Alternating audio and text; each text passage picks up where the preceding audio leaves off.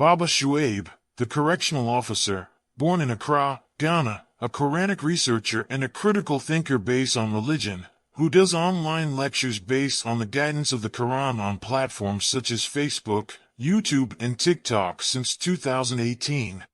In Finland, and 13 years, QBE, in Classical Arabic and MSA in Quranic Arabic.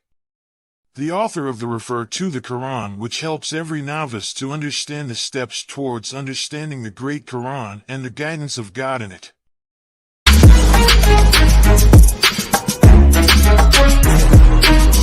Babashuaib, the correctional officer, born in Accra, Ghana, a Quranic researcher and a critical thinker based on religion, who does online lectures based on the guidance of the Quran on platforms such as Facebook, YouTube and TikTok since 2018. In Finland, and 13 years, QBE, in Classical Arabic and MSA in Quranic Arabic. The author of the Refer to the Quran, which helps every novice to understand the steps towards understanding the great Quran and the guidance of God in it.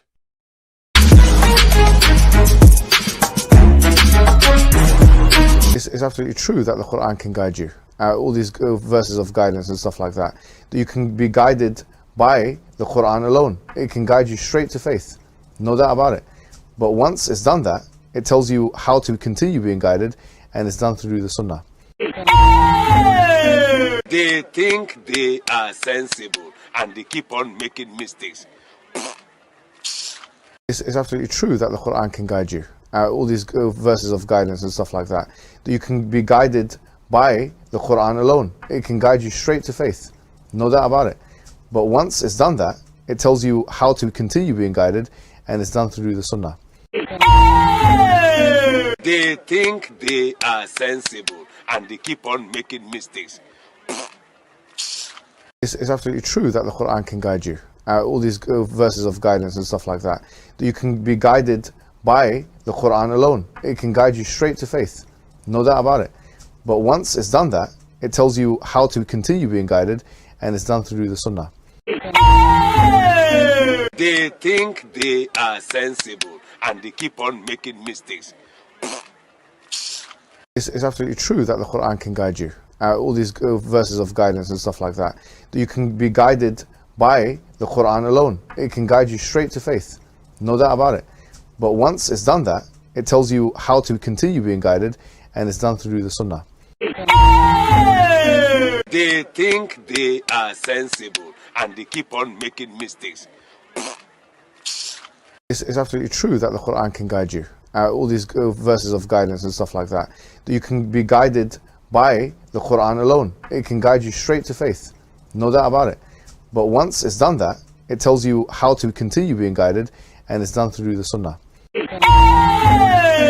They think they are sensible and they keep on making mistakes. It's absolutely true that the Quran can guide you. All these verses of guidance and stuff like that.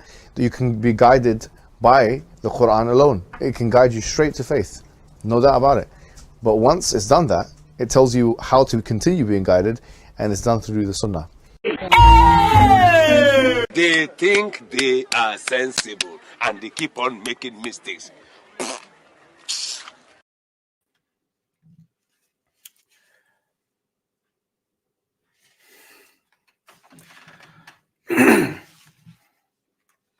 Yeah, assalamu alaikum. Peace be upon you all. Yeah.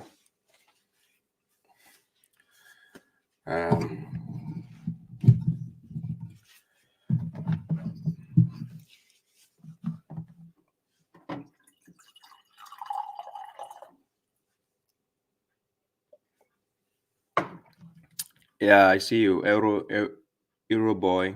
Yeah, AKS 47. Peace to you. Yeah.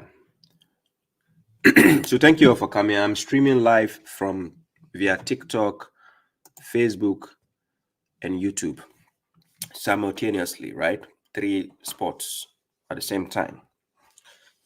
Yeah. So this is my way. I invite to Allah by perception. I and whoever follows me, and glory be to Allah, for I am not among the Mushriks, right? So let me give some shout outs to all those who are here. We have, okay, let me start from those on Facebook. Yeah, thank you very much. Thank you all for coming. We have Oscar Sanya. I see you. I see Abdullah Abbas, Abu Neger Street Side Boss. Yeah, I see you.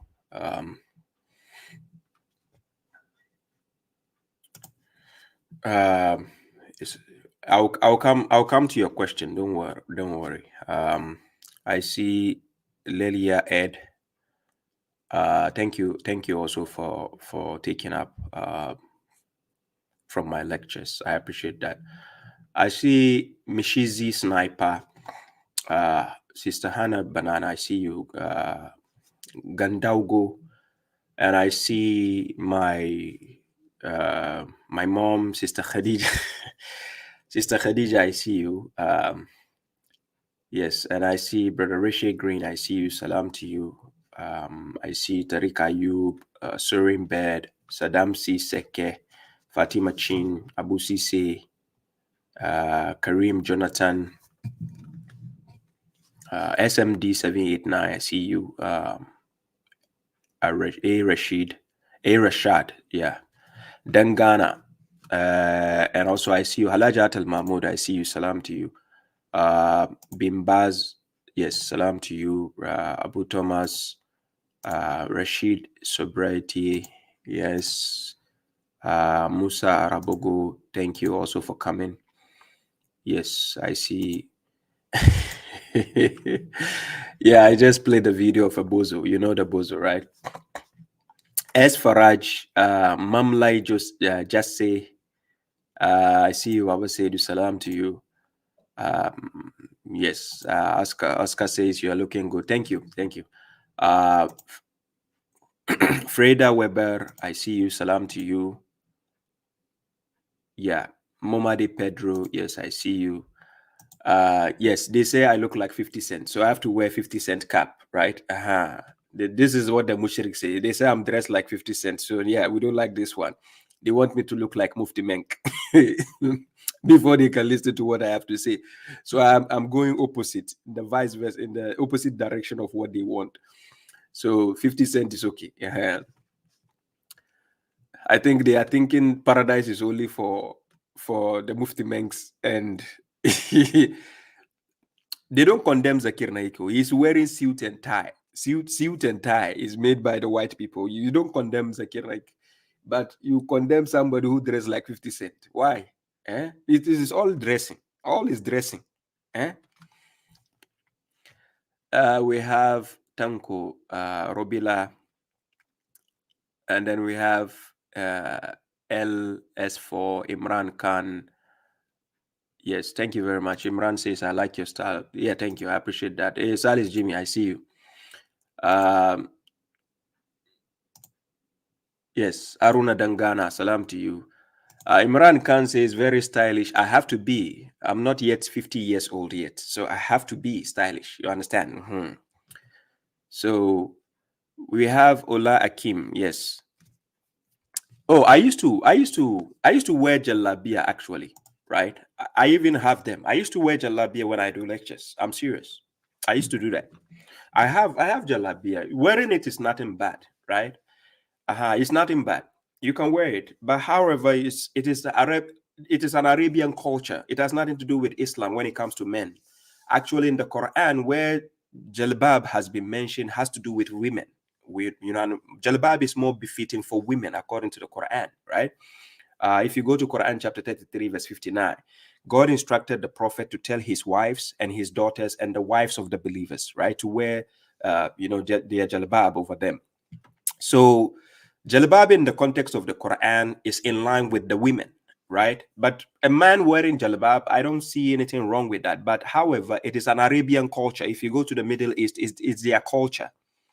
This is what they wear for a living, right? The Middle East. You go to Afghanistan, Pakistan, the Arab world, Saudi Arabia, United Arab Emirates, Qatar, Bahrain, you mentioned them.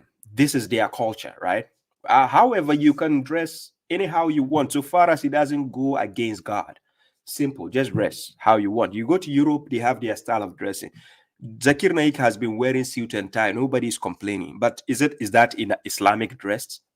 Is that dressing Islamic dress? That's a question. Ask yourself. But what is the issue with people? But because people are being indoctrinated in the head, they think you have to appear like an Arab, like Mufti Menk.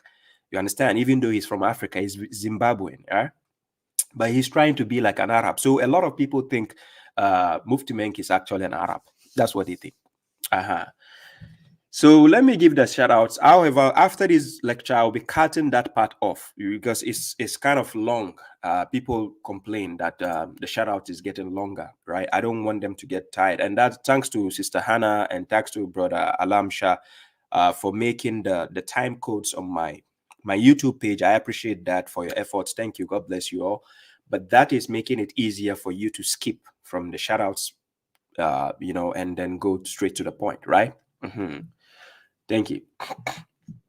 Yes, thank you very much, Imran Khan. I appreciate that. Fatima Chin says, you look good. Thank you.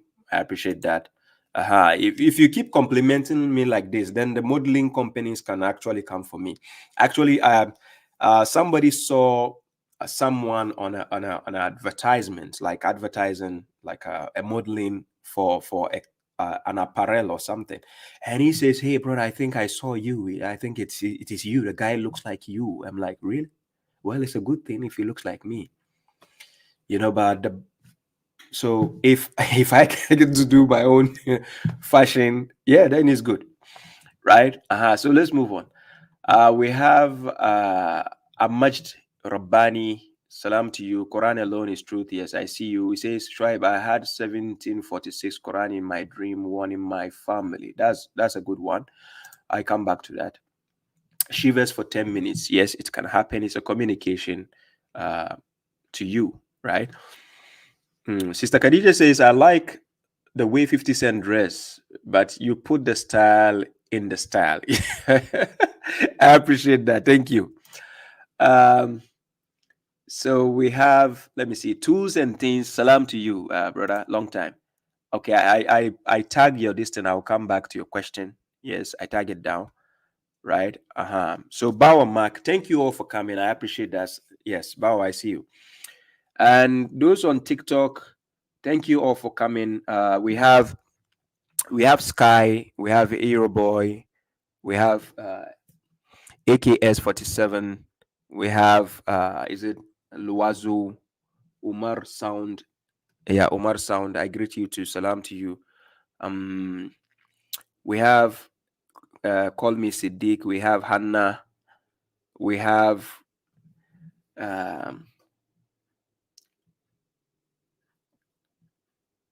yeah, and we have James Holy Warners, we have Hassan Saydat, we have Aziz Abdul Maj. Call Me Sadiq says, you don't start again, Abi. We have is it Gabriadi? Yeah, is it Gabriadi? Yes. Aero Boy says, wanna be your student. Thank you. You're already my student if you're listening to my lectures. Yes, you are my student. Yes. We have Diara Mahmood. Yes. Brother Sinan Suleiman, I see you. Salam to you. Nairobi, peace. Prince Pepe, I see you. Marun Khalif Kongolo. Yeah, I see you, brother. Salam to you. Thank you all for coming. I appreciate your presence. Salam, Isa Watson. I appreciate your presence and thank you all for your participation. And I see you, Tujis. Yeah, Tujis. The Mushriks will say this cap is haram. They want you to dress like Mufti Menk. Then yes, then they can give you thumbs up. You understand? So regardless of how you dress, you are actually promoting a fashion company because it all goes with fashion, right? So don't forget that. Whoever is telling you you are wearing 50 cents, so you are promoting a fashion company, remember, even if it is jalbab you are buying, there's a fashion company manufacturing that. Do you get my point? So it has to be just, your dress has to be libas taqwa. God says the clothing of piousness. That is the most important. So far as it doesn't have anything to go against God, right? Just dress. Feel free and dress nicely. Decent, does it. You don't have any issue with anybody, right? Thank you all for coming, ladies and gentlemen.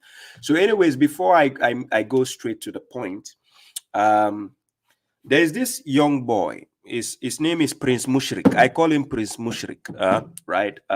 Some people will say Prince Munir. I call him Prince Mushrik, but I can see he was very emotional. When he stepped on my toe and I got back to him and I dismantled him, he now has to go on a fatwa. Started preaching to the people, giving a legal, when we say fatwa, we are saying legal opinion. He says, guys, be careful of these kind of people. They are dangerous. The Mushriks, this is not the first time. He is actually an amateur. He's a young kid. But the Mushriks, ever since I've been facing the Mushriks, I came out 7 years ago doing my life thing. They stay far away and throw stones. They never confront me. They are scared. My phone number is there. Wallahi, I'm not joking. The Mushriks are scared of me like the way donkeys are fleeing from the lion. They are very, very scared. You understand? So what they do is they stay far away. They start preaching that foolish type of preaching. And they will be like, oh, be careful of this kind of people. They are the enemies of God. They are the enemies of the Prophet. So I'm going to play his video to show you the kind of mushriks such people are, right? I'm going to play the video. So you get to hear, when I say these people are mushriks, I mean it, right? So like I said, my phone number is always there. And today is a question and answer session, but I'm going to just use this small part of the video to just address this point, right? Okay. Thank you very much. Magnan Richmond. Yeah, thank you. I appreciate that. Yes, I've been seeing you a long time ago. Dana, Sister Diana, I see you. You're welcome. So let me play this video of this boy, right? I call him a boy. He's from the Gates of Ghana. So let's deal with him first. So listen to the legal opinion. And you're watching this, listen. This is an advice to Muslims who doesn't know much about Islam, and those who are converting, and those who are learning, and those who wants to convert. Listen and listen attentively. You see this guy here? I don't know whether he is a Muslim or he is not a Muslim. The moment you start following this man, I don't know what you're going to tell the Prophet on the day of judgment. Allah subhanahu wa ta'ala said in the Holy Quran in Surah An-Nahl, Bil bayyinati waz zubur wa anzalna ilayka zikra litubayyina lin-nasi ma nuzila ilayhim wa la'allahum yatafakkarun. Allah said, with the clear proofs and the books, we have sent down to you the reminder and the advice, that is referring to the Quran, that you may explain to mankind what is sent down to them. This is so clear, stated by Allah subhanahu wa ta'ala, that the Prophet sallallahu alayhi wasallam should explain the Quran to mankind. But this man here, according to his own authority, the Prophet sallallahu alayhi wasallam has no right to explain the Quran to mankind. You are still forcing and foolishly telling us that the Prophet is the one to explain the Quran. Now, if the Prophet sallallahu alaihi wasallam, whom Allah has given the authority to explain the Quran to mankind, has no right to explain it, then who will do that? I, being somebody who has translated a fully translated Quran, I can give people the guideline so that they can understand what the rules on how to understand the Quran. The Prophet whom the Quran was revealed to, he has no right to explain the Quran to mankind. But you, the one who doesn't even know where the Quran is coming from, you have the authority and the audacity to insult everyone that says the Prophet is the one to explain the Quran to us, and tell us that you are the right person to explain the Quran and to give people the guidelines in order to understand the Quran. First of all, you have insulted Allah subhanahu wa ta'ala, because Allah himself says the Prophet should explain it to us. But you are saying that we are foolishly saying that the Prophet is the one to explain the Quran to us. Meanwhile, Allah is the one who said it. You, the one sitting down here, who doesn't pray 5 daily prayers, you doesn't believe in Shahada, you don't pray Jum'ah, Allahu Akbar in your prayers, you don't say that. You, the one who doesn't know how the Quran was revealed, because you have been able to translate the Quran into English, you have the authority and the audacity to explain the Quran for mankind. But the Prophet sallallahu alaihi wasallam, whom the revelation was given to, and Allah subhanahu wa ta'ala gave him the authority and the audacity to explain the Quran to mankind, you said he has no right to do that. If you are a Muslim and you are supporting all these things, I don't know what you are going to to tell Allah on the day of judgment. If a human being opens his buccal cavity and vomit all days, and you are calling yourself a Muslim and you are supporting it, I don't know what you want to achieve. It is only an enemy of Islam that will bisect his or her buccal cavity 360 degrees and vomit such things. Those who knows nothing about Islam, and those who are still converting, and those who wants to convert, be careful on people you listen to on social media, because these kind of people are just here to mislead mankind. I, being somebody who has translated a fully translated Quran, I can give people the guideline so that they can understand what the rules on how to understand the Quran. And you are still forcing and foolishly telling us that the Prophet is the one to explain the Quran. You are a disgusting person.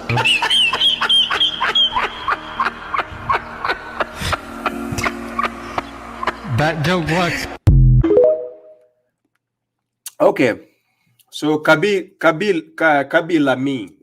Lami will do this, right? So that's Prince Mushrik, right? So after he did a video, a trending video, right? When I spoke about the Kaaba, he did a video. So I gave him like a 2 weeks interval. Then I responded. When I responded, I dismantled him from head to toe. So he became emotional. He couldn't get back again. So it's because he was emotional now, he has to now go on the fatwa. This is what they do. They go on the fatwa and then they start preaching to their audience. They say, beware of this guy. And this is what we call damage control. He tried to tarnish my image, right? This is what he does. They do. This is what all the mushriks do. But what they fail to realize is for the past 7 years, I've been growing bigger. My channel, my audience is growing bigger, because I only have wise people who listen to me. Unfortunately, foolish people don't listen to me. Yes. And the foolish people are people like him. You understand? So they will keep telling other foolish people, stay away from this guy. So wise people, they know what they are looking for. It is not media after. It is after the message I have to speak about and the wisdom I have to spew. That's what wise people are after. So I appreciate your presence if you are a wise person. However, let me take this guy bit by bit and let me educate him the difference between translation and explanation. He doesn't understand English. I'm going to help you. Prince Mushrik, let me help you out. So let's take him bit by bit, right? If you are a Muslim and you are watching this, listen. So he says, if you are a Muslim and you are watching this, listen. So their definition of a Muslim is when you are a Sunni, when you are a Shia, when you are Tijaniya, Ahmadiyya, Sufiya, Salafiya, Wahhabiyya, Qadiriyya, Istiqama, and so on. That is their definition of who a Muslim is. These mushriks, Prince Mushrik, that is his definition. So if you are part of those group, he says, listen. I know you guys will listen to him. I'm only replying or responding to this video because the video has trended, and that is why I'm responding. Because he doesn't befit for me to actually get back to him. This guy, I literally texted him to come for a dialogue. He's running away. Let me put it on the screen so that you know I'm not lying. I literally sent him a message. I said, come, let me bring you face-to-face dialogue so the world can see. He literally was running on his toes. Wallahi lazim. I'm not joking. I'm not kidding. So I'm going to put a picture so that you know what I'm saying. I'm not making things up. It's not a fuss, right? So this is what they do. They stand far away and throw stones. And when correctional officer is ready to face them up, then they say, no, I'm not coming out. No, my scholars said I shouldn't face somebody like you. You are a dangerous person. They say we should avoid you. So you are not the kind of person we want to face, right? Okay, so let me open up. Show you something. So for those on Facebook and YouTube, when I share the screen, you will eventually see the picture, right? This is it on the screen. I don't know, for those on Facebook and YouTube, maybe you can see it clear enough, right? Okay, it should be clear enough for you to see. Let me do it this way. Oh, no.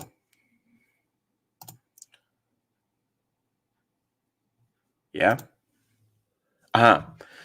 So for those on Facebook and YouTube, when I sent him a message, this was when I gave him a reply. I wasn't intending to give him a reply, right?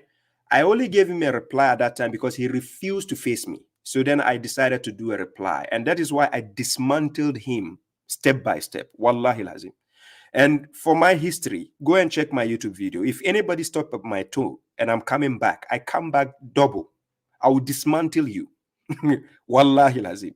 This is why your scholars are scared of me. So if you don't know why your scholars are scared of correctional officer, go and find out. If you step on my toe once and I'm coming back to you, I dismantle you. Seriously. So I put this guy in an emotional state.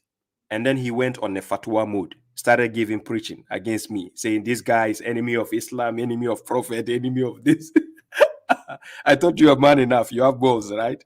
No problem. No wonder you guys cannot call me. Anyways, let me deal with this mushrik. So this was after I did a video and dismantled him. Then he responded because I sent him a message. He refused. He insulted me in the message. Even he insulted me. So I kept asking myself, why am I even chasing a minor? Because it's like child abuse. He's a minor, right? He's an underage. So if I'm chasing him, it's like I'm doing child abuse. So let let him be. So I decided to go hard punch on him. So I told him I was going to crush him, and I did. Now what happened is, people say I should maximize it a bit. Let me try to see if I can maximize the picture, right? Can I maximize it? Is it enough?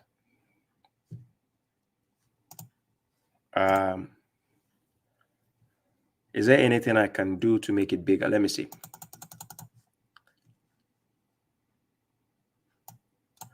Guys, please let me know if you can see the picture clearly. If you can see it, let me know. Let me do this. I try to zoom it in the picture itself, but it seems guys, can you see it? If you can see it, please let me know.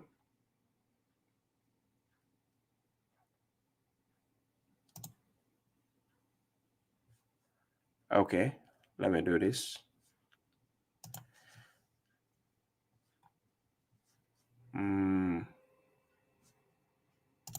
Yeah, Mohammed, I can see your message. Let me see if I can zoom this.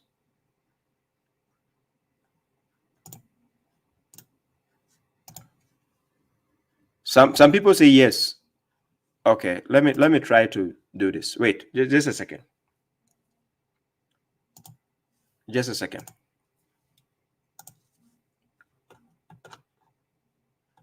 Yeah. So now I think I can share it, right?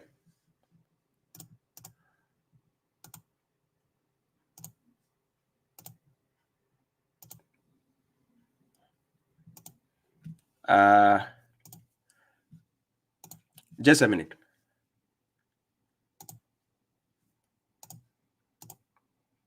I'm trying to find the right file I can use to share this.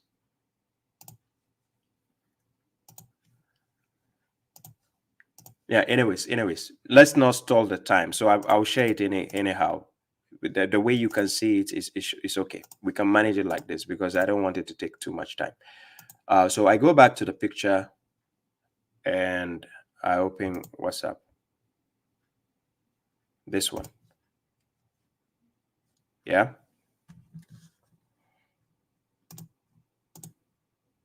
Okay, now it's good, right? Now it's big enough, right? So now you can see. Yeah, now it's okay. You can see. So when I sent him the message, he gave a reply. This is what he wrote. So that for people who don't know how Prince Mushrik is, his attitude, I'm going to show you. He says, if you are growing up leaving your brain on the floor, things will always be like this for you.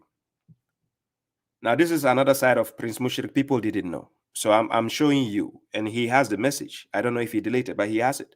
And from after he gave this response, I never responded to him again because he is a child. Why should I be bantering with him? I need your scholars, not you. You are an amateur.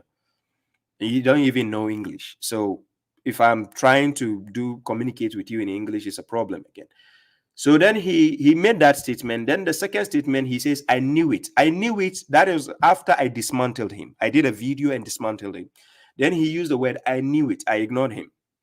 Then he says, this is why you will surely turn into. I don't know which.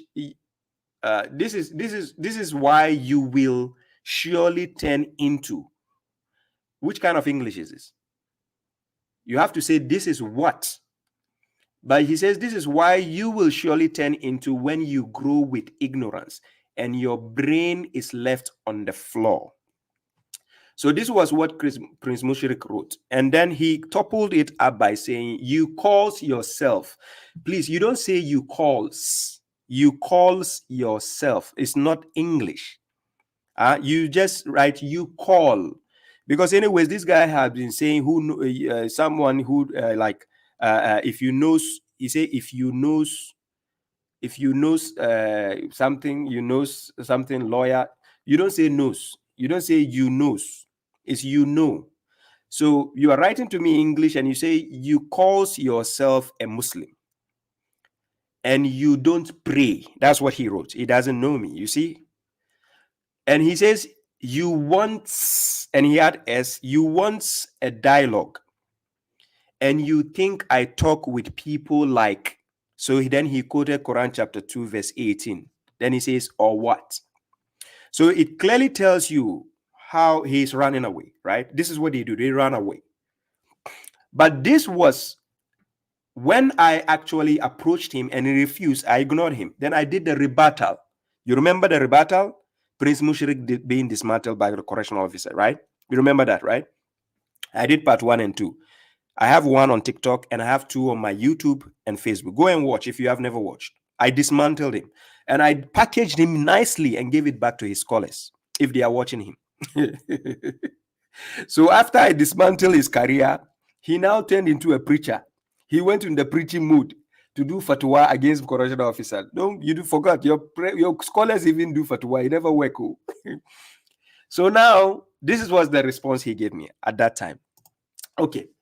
So that was why I went in a dismantling mode. I dismantled him. Yes, and I use him. I told him clearly that in the video that I'm going to use you as a scapegoat, and I did. So now he came back preaching. So this is the preachment. Advice to Muslims who doesn't know much about Islam. He says this is an advice to Muslims. He was supposed to say who don't know about Islam. He says who doesn't know about Islam, right? Your English is even problematic. You want to speak to people in English, at least upgrade a bit, so that you can sound more, proficient instead of like some gutters of Ghana type of English. Let's go. And those who are converting and those who are learning.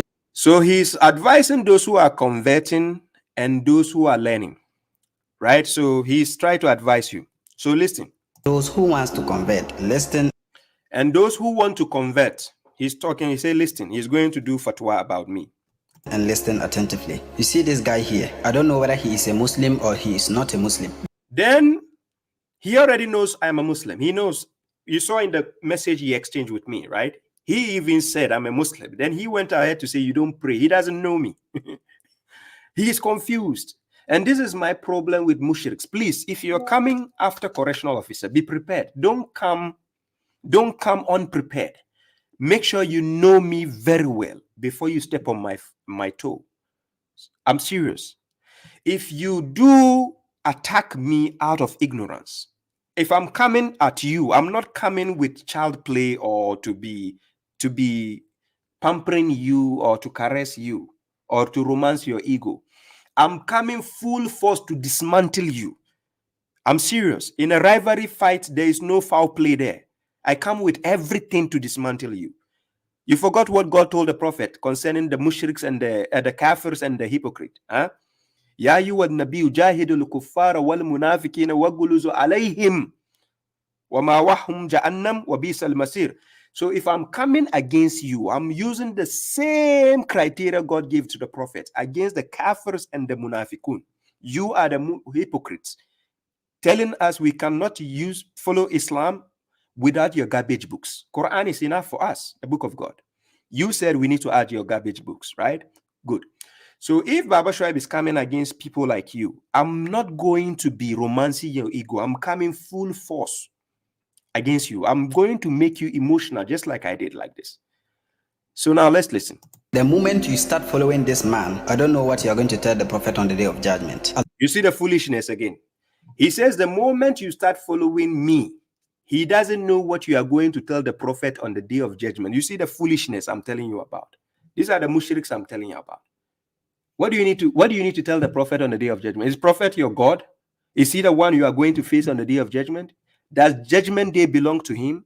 Whenever you read Surah Al-Fatiha, out of your foolishness, didn't you see God saying Maliki Yawmiddin, that he is the possessor of the day of judgment? So instead of going to face God, you say you are going to tell prophet what? No wonder you guys worship the prophet in vain. It's seriously. Allah subhanahu wa ta'ala said in the Holy Quran in Surah An-Nahl, بِالْبَيِّنَاتِ وَالزُّبُرِ وَأَنزَلْنَا إِلَيْكَ الذِّكْرَ لِتُبَيِّنَ لِلنَّاسِ مَا نُزِّلَ إِلَيْهِمْ وَلَعَلَّهُمْ يَتَفَكَّرُونَ. Allah. Now he quoted this verse, chapter 16, verse 44. He did in the previous video, and I corrected him. But because they are big-headed, they are very stubborn, they are mushriks, they don't take correction. So now he's coming to go back again and do the same mistake. By this time, he even made the mistake double. So cross-check him. If you have the Quran, take and check. Quran chapter 16, verse 44. He is quoting بِالْبَيِّنَاتِ وَالزُّبُرِ وَأَنزَلْنَا إِلَيْكَ الذِّكْرَ لِتُبَيِّنَ لِلنَّاسِ مَا نُزِّلَ إِلَيْهِمْ وَلَعَلَّهُمْ يَتَفَكَّرُونَ. Check it for yourself if you understand Arabic. Check it. Check the explanation he's going to give. Said, with the clear proofs and the books, we have sent down to you the reminder and the advice that is. Then he put a translation. Then he says, with clear signs and books. Then he says, we have also sent down to you the reminder and the advice. Is that what God says? Az-zikra, is it reminder and advice? Seriously, the word az-zikra, does it mean reminder and advice? Prince Mushrik, is that what it means? But because you don't understand Arabic, you don't know Arabic, you think when you go to learn this Swiss child play MSc, modern standard Nahu, they have taught you, you think that means you know Arabic. We are talking about Lisanun Arabiyyun Mubin. That is the Quran. Study the Quran out of your foolishness. Don't go and take this Juzu Amma and then this thing they teach you and think you know Arabic. If you know Arabic, you will not be translating that verse and write a reminder and advice. You are a fool to do that. God mentioned az-zikra. He didn't mention two things. And then you are saying reminder and advice. Is that what God says? Okay, let's go. It's referring to the Quran. Then he says it's referring to the Quran. I corrected you on this. Whoever doesn't know, go to my TikTok page, go to my Facebook, YouTube page. I have it on my pin section. On TikTok, I have it. It's tagged as "Shut Up." Check the title, "Shut Up."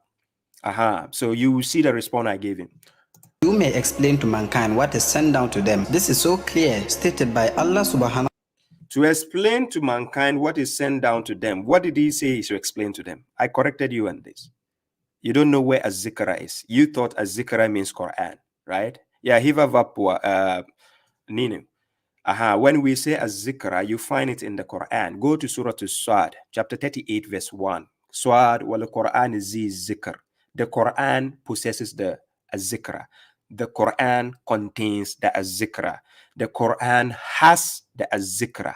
There's a difference. Understand this. Let God explain the Quran to you. Don't be a fool like these mushriks. That the Prophet sallallahu alaihi wasallam should explain the Quran to. Where does it say? When you quoted بالبينات والزبر وأنزلنا إليك الذكر لتبين للناس, did he say وأنزلنا إليك القرآن in that verse? Is that what he says? وأنزلنا إليك القرآن? Is that what he said? So now, if God says لتبين للناس ما نزل إليهم, if you know fi'il madi, you will know it is past tense and it's talking about up there. فَاسْأَلُوا أَهْلَ الذِّكْرِ إِن كُنْتُمْ لَا تَعْلَمُونَ. Start from verse 43. Chapter 16, verse 43 to verse 44 is telling you about the previous people who have received books from God. So that is why it says bil bayyinat was zubur. But because mushriks don't know how to deal with siyak al-kalam, which is called context, that is the foolishness they keep teaching people out there. They think they are knowledgeable. I dare you to call correctional officer and see how I will school you on that day, face to face. Mankind. But this man here, according to his own authority, the Prophet sallallahu alaihi wasallam has no right to explain the Quran to mankind. So he says, according to my own authority, the Prophet has no right to explain the Quran to mankind. Why couldn't you quote a verse clearly, explicitly, to show us where God says prophets should explain the Quran to mankind. You are a fool to leave the explanation of God after God is telling the prophet, لا تحرك به لسانك لتعجل به إن علينا جمعه وقرآنه فإذا قرأناه فاتبعوا قرآن ثم إن علينا بيانه. So bayanahu is in the hands of God. So you said it is in the hands of the prophet, and still I dare you and your scholars, all of you, to show me one single verse where God says the prophet should explain the word al-Quran to the people. It doesn't exist. And you foolishly still quoting the same verses your puppet scholars, your confused celebrity scholars are teaching you. Think you have knowledge.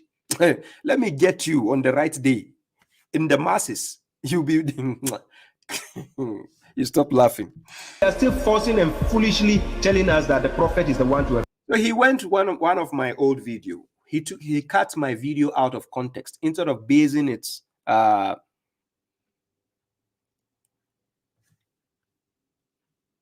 Yeah, thanks, Mohammed, for bringing my attention. My camera is not here on Facebook. Yeah, okay. So what he did is, yeah, somebody called my attention because my video was not on the page. Sorry. So what he did was he took a verse. Yeah, he took a verse, took it out of context.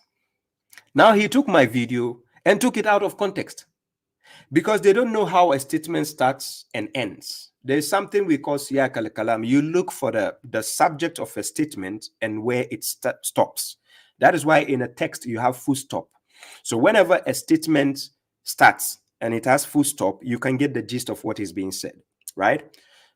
Now, he took my video out of context, and then he took where I was saying, even though God is the one explaining the Quran, you out of your foolishness and keep telling us the prophet is the one explaining the Quran. So he didn't put where I said God is explaining. Then he put the insult and say, I said out of the foolishness, you keep telling us. And let me show you that this guy doesn't understand English. So check. Explain the Quran. Now, if the Prophet sallallahu alaihi wasallam, whom Allah has given the authority to explain the Quran to mankind, where did he give him that authority? You see the foolishness again. You couldn't show us a verse where God says he has given the authority to Prophet Muhammad to explain the Quran. Chapter 55 verse 1. Ar-Rahman, allama al-Quran, khalaq al-insan, allamahu al-bayan. God is the teacher of the Quran. Yes. And Quran chapter 75 verse 16 to 19, God says, thumma inna alayna bayanahu. God is the one to explain and or clarify the Quran again. You understand?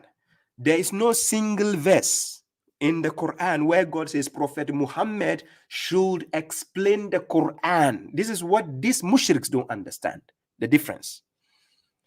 The Prophet, as a messenger, he's supposed to make the book known to the people. Known. Just like Bani Israel, God told us the same thing. Quran chapter 3 verse 187. Out of the covenant God took with us is to make the book known to the people. To make something known is don't hide it, but reveal it like this to the people so they will see what God has done in the book. So when you read Quran chapter 6 verse 105, listen to what God says. وَكَذَلِكَ نُصَرِّفُ الْآيَاتِ وَلِيَقُولُوا دَرَسْتَ وَلِنُبَيِّنَهُ لِقَوْمِ يَعْلَمُونَ. And that's how God conducted the verses of the Quran so that they, the people, might say, you have studied. So that what will God do? So that we may clarify it for people who know. So it is God to clarify the verses and to clarify the Quran and to even clarify the book. That is why he says in Quran chapter 16 verse 89, وَنَزَّلْنَا عَلَيْكَ الْكِتَابَ تِبِيَانًا لِكُلِّ شَيْءٍ. So God says the book on its own is a clarification for all things, but mushriks, not only mushriks, the foolish mushriks are still insisting hadith is going to explain the Quran, like this Prince Mushrik. has no right to explain it. Then who will do that? You see the foolishness? Then who will do that? God is claiming to be the one explaining the Quran, but because you are a foolish mushrik, you don't want to take advice. I'm going to smack you big time so that you wake up. Seriously, if I don't smack you, your scholars will not respond. So if since you are a kid, I need to spank you, smack you, and then your scholars can come out. Being somebody who has translated a fully translated Quran, I can give people the guideline so that they can understand what the rules on how to understand the Quran. So this is where he got the missing link. So I was saying,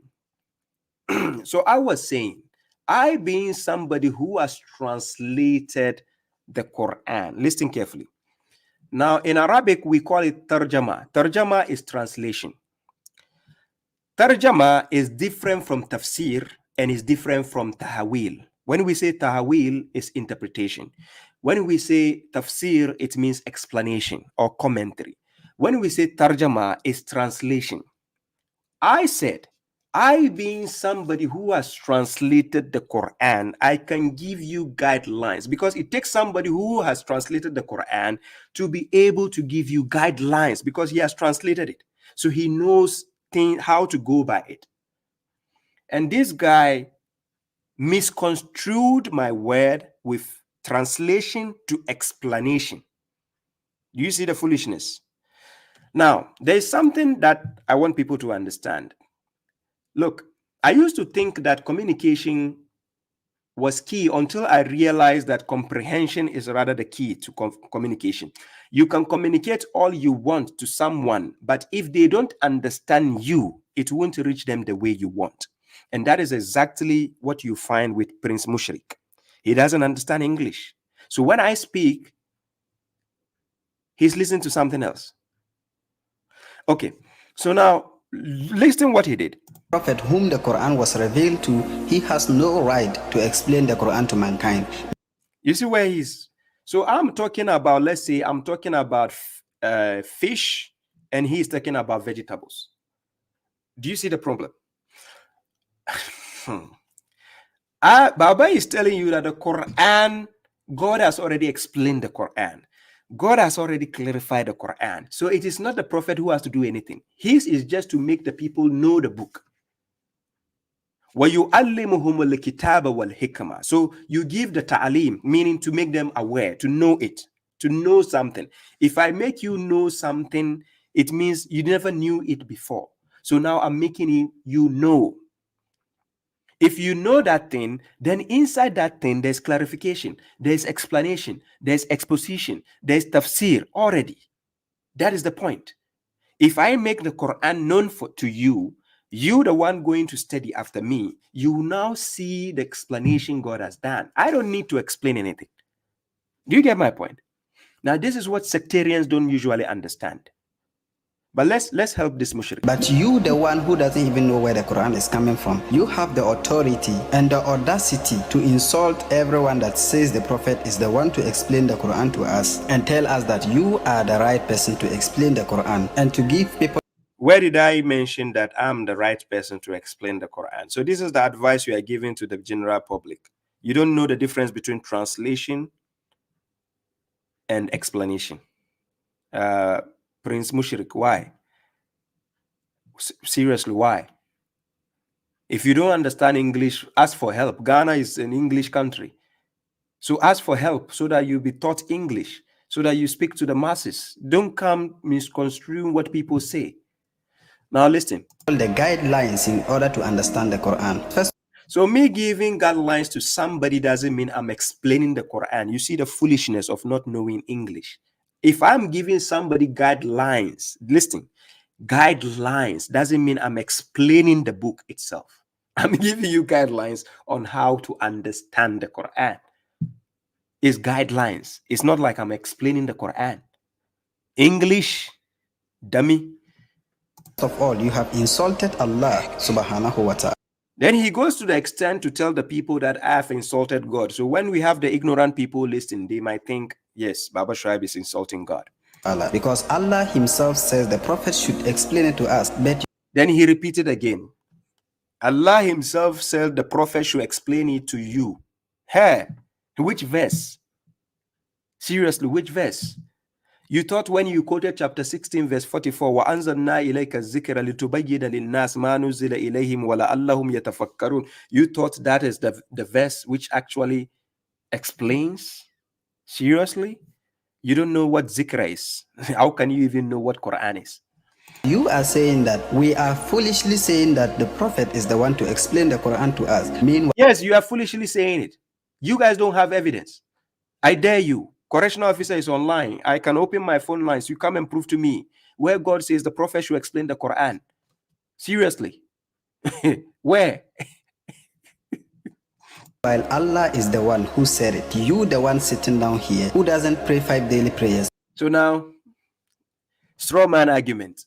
He says, you the one sitting here who doesn't pray 5 daily prayers. Can you even prove your 5 daily prayers to correctional officer? I dare any of your scholars in the world, face me one-on-one and prove to me your 5 daily prayers in the Quran.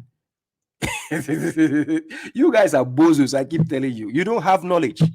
Seriously, your knowledge is from the garbage books. Knowledge of the Quran. Come.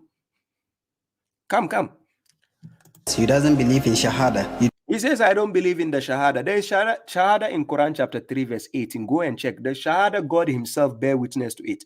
The Shahada, the angels bear witness to it.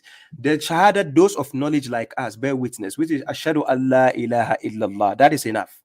That is the Shahada, I believe. Not the Shahada of Mushriks. Wa ashhadu anna Muhammadan abduhu wa rasuluhu. Out of your foolishness. Go and read chapter 63, verse 1. Surah Al-Munafiqun. And see, you that you are not there, you were not there when messenger was made a messenger. You say you bear witness. You see the foolishness? How can you bear witness of something you have not seen and witnessed? Were you there? No, were you there? When he was made a messenger, you say ashhadu anna Muhammad rasul. Were you there?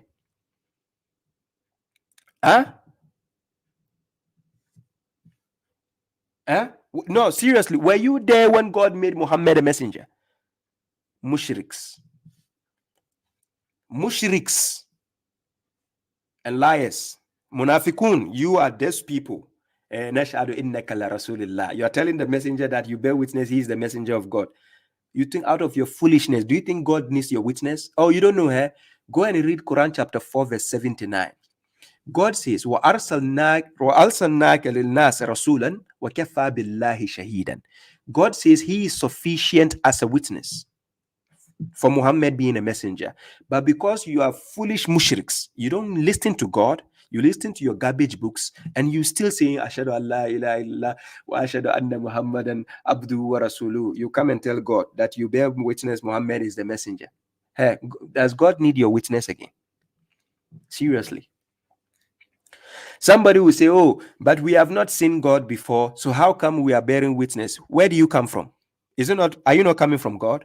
You already bore witness there. Go and read Quran chapter 7, verse 172. Before he brought you to this world, you bore witness that he is your Lord before you came on earth. Somebody will say, well, how come I don't remember? Then can you remember what you did when you were 1 year old? That's my question to you. When you were even 6 months old, can you remember what you did? Can you remember what diaper you were wearing? You can't remember. Not everything you can remember. So you need somebody who is faithful and honest to remind you. And that's why God is reminding you. Quran chapter 7, verse 172. You bore witness that he is your Lord. Yes. So if you are still bearing witness that he is God, Ashhadu Allah ilaha, there's nothing wrong. But you come and say, Ashhadu anna Muhammadan abdu wa rasul, you are a hypocrite. Wallahi lazim. Munafiqai. Let's go. Don't pray Jum'ah. Allahu Akbar. He says, I don't pray Jum'ah. Come and show me Salat al-Jum'ah. Again, you the mushriks. Where it says Salat al-Jum'ah. Go and read chapter 62, verse 9. Ya ayyuhal lazina amanu. Iza nudiya lis salat min yawmil jum'ati. It doesn't say min Salat al-Jum'ah. There is no Salat al-Jum'ah in the Quran. It is out of your foolishness. You keep using the garbage books to say you are explaining the Quran. That is why you keep saying Salat al-Jum'ah, Salat al-Jum'ah, Salat al-Jum'ah. And yet we don't find it. I dare you. Call correctional officer. Prove to me from Surah Al-Jum'ah where it says Salat Al-Jum'ah. I dare you. I'll give you my life savings. Wallahi lazim. My life savings. Prove to me where it says Salat Al-Jum'ah. I dare you. Let's go. In your prayers, you don't say that. You the one. I thought you said I don't pray. You are saying in my prayers I don't say Allahu Akbar. Oh, but didn't he say I don't pray? He said, I don't pray. Now he's saying in my prayer, I don't say Allahu Akbar again. What is the confusion here? Prince Mushrik, why? Who doesn't know how the Quran was revealed? He says, I don't know how the Quran was revealed. Seriously, do you even listen to my lectures? No. Because you have been able to translate the Quran into English, you have the authority. So you actually admitted that I have been able to translate the Quran in English. Thank you. Thank you for applauding me on that. Prince Mushrik, you actually acknowledge that I have translated the Quran in English. And yet no scholar of yours in Ghana has ever done it. Are you not surprised? And the audacity to explain the Quran for mankind. I never said I'm explaining the Quran. I only did translation so that people who don't know the language can now know what the Quran says. That's all I did. But it is out of your foolishness because you don't study. You thought I did explanation of the Quran. Please tag him, tag the Prince Mushrik. I'll pick him up if he comes here. He's scared of me. I know him. He will never accept my request. So please tag him so that he will come here. Let's see. But the Prophet sallallahu alaihi wasallam, yeah, this is how they worship the Prophet. They can never mention his name without saying sallallahu alaihi wasallam. They are the mushriks. Whom the revelation was given to, and Allah subhanahu wa ta'ala gave him the authority and the audacity to. You keep repeating authority, audacity. Where is it? Where is the verse? Which says, on the authority of God, Prophet Muhammad, we have given you the audacity and the privilege to explain the Quran, because God is a shallow God and he cannot explain the Quran, because this is your foolish books telling us this. That is what your books are telling us. It's telling us our God is a shallow God, so he cannot explain the Quran. When we say you are foolish mushriks, you don't understand what I'm saying. I'm coming all out against you. You are foolish mushriks, totally. So God, who taught you, the human being, how to even speak, you say he cannot explain his book. So it is you, the foolish mushriks, and your garbage books, your hadith, which is going to explain the Quran. Hey, are you not the same people who say the Prophet is Ummi? So if you say it's Ummi, so that he, the Ummi, is going to explain the Quran. Hey, what is wrong with your logic? Seriously. You forgot Quran chapter 20, verse 114. The Prophet was asked to say, وَقُلْ رَبِّ زِدْنِي إِلْمًا. So it is God who has increasing in knowledge. So God, Alimul Ghaib, Al-Alim, he cannot explain his own book. It is you and your foolish scholars who now say, who is explaining what? The Quran? Are you in your right senses? No, seriously. Or do you need medication? Who born you by mistake? Explain the Quran to mankind. You said he has no right to do. Can you show us the right? Prove to me. Where is the right? Where God says the Prophet should explain the Al-Quran. Because Mushriks don't know the difference between Al-Kitab and Al-Quran. They don't know. No, they don't. Actually, they don't know the difference. So just like they don't know the difference between Nabi and Rasul, they don't know. When God says Atiullah wa Atiur Rasul, you hear the Mushriks telling you obey God and obey the Prophet. They don't know the difference between Rasul and Nabi. Likewise, they don't know the difference between Al-Kitab and Al-Quran. They don't. That if you're a Muslim and you are supporting all these things, the real Muslims will actually support what I'm doing because they know what I'm doing from the core. They are not foolish mushriks like you who fail to listen to things with context, because everything you speak about is out of context. Even my videos, you took it out of context. Even my statements out of context. Even the Quran, you are taking out of context. How can you foolishly comprehend the correctional officer? Sometimes you have to research my name and know what my name is about before even watching my videos.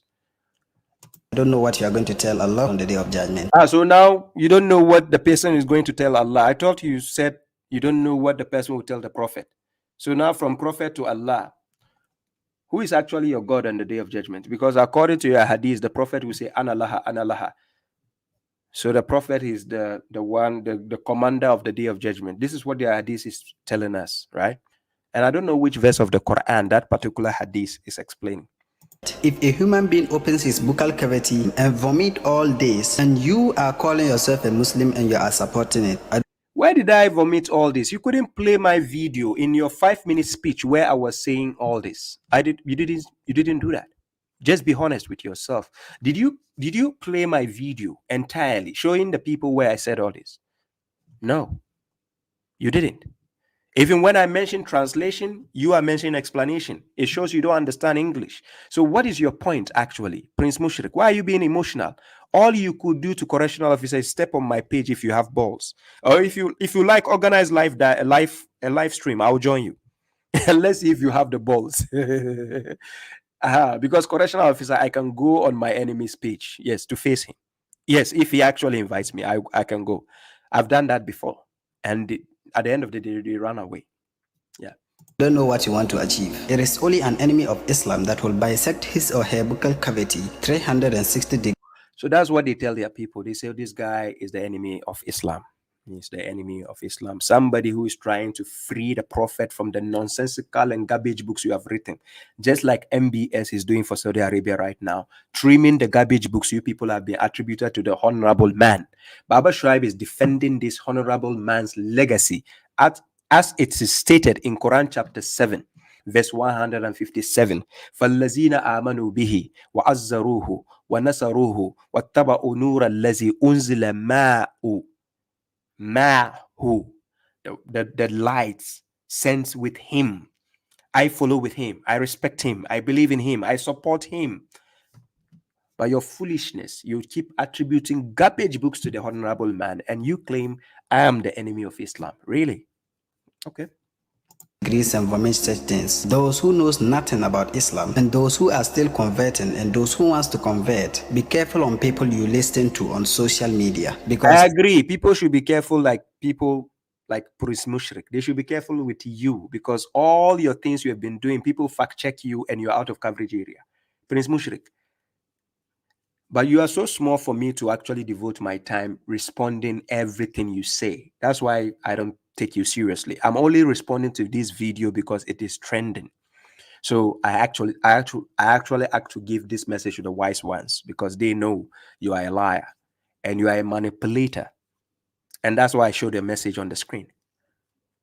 So you have to be honest. And I ask people to tag you right now. I know you saw it, but you don't have the balls to face correctional officer. These kind of people are just here to mislead mankind. Really? Ha! The one who is telling people not to follow the book claiming your prophet married 6 years old girl is actually here to mislead mankind. Really? Wow. I, being somebody who has translated a fully translated Quran, Am I the first person to translate the Quran? Don't your scholars, the Sunni scholars you have, your own scholars, didn't they translate the Quran? So does that mean they also know the Quran more than the prophet? Or does that mean they are explaining the Quran over your prophet? Because the last time I checked, you have Sunni scholars like Yusuf Ali. You have a lot of them who have translated the Quran for you. You didn't tag them as anything. But because it's babashuaib, a Ghanaian, which you hate because I look like you. So now you have to make it a scene that buy enemies for me so that people can hate me. Oh, this guy is the enemy of Islam. Translation, you don't even understand the meaning of translation and explanation. and give people the guideline so that they can understand what the rules on how to understand them. So to top it all, when he played this video of mine, then he toppled it with Muhammad Hijab's video, laughing. The Muhammad Hijab's video you are going to play, we are going to listen to Muhammad Hijab, he himself, what he said. Quran. And you are still forcing and foolishly telling us that the prophet is the one to explain the Quran. You are a disgusting person. Then you played Ali Dawa. Ali Dawa, this and Muhammad Hijab, they say you can lie. In Islam, lying is allowed. You can lie to your spouse, lie to your wife, and lie to your spouse is allowed. Yeah. This is the guys you are going to play that you're playing against me, that I'm a discussing boy. Okay. Then you put Muhammad Hijab. Seriously. You could have even used Mufti Menk laughing at me. At least that one will look a bit romantic because, you know, he's handsome people. But you are using Muhammad Hijab as the ending part of your video to laugh at me.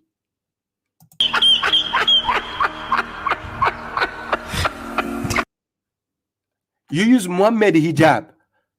Prince Mushrik, seriously, why? Why? Why couldn't you use somebody better? Why Muhammad Hijab? Why? Okay, let's listen to Muhammad Hijab. It's absolutely true that the Quran can guide you. All these verses of guidance and stuff like that. You can be guided by the Quran alone. It can guide you straight to faith. No doubt about it. But once it's done that, it tells you how to continue being guided, and it's done through the Sunnah.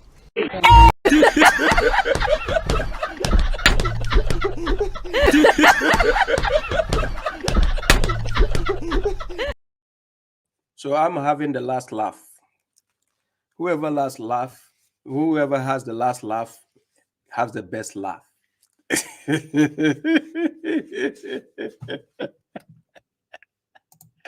Please, Mushrik, I'm sorry, I'm the correctional officer. I just love what I'm doing. I can't stop it. I just love this. I do it for the sake of God, all right? I do it because I love it. Because people will be wondering, why is this guy doing this kind of program? Because it's dangerous. It's about Islam. People can hate you. People can injure you. People can attack you, right?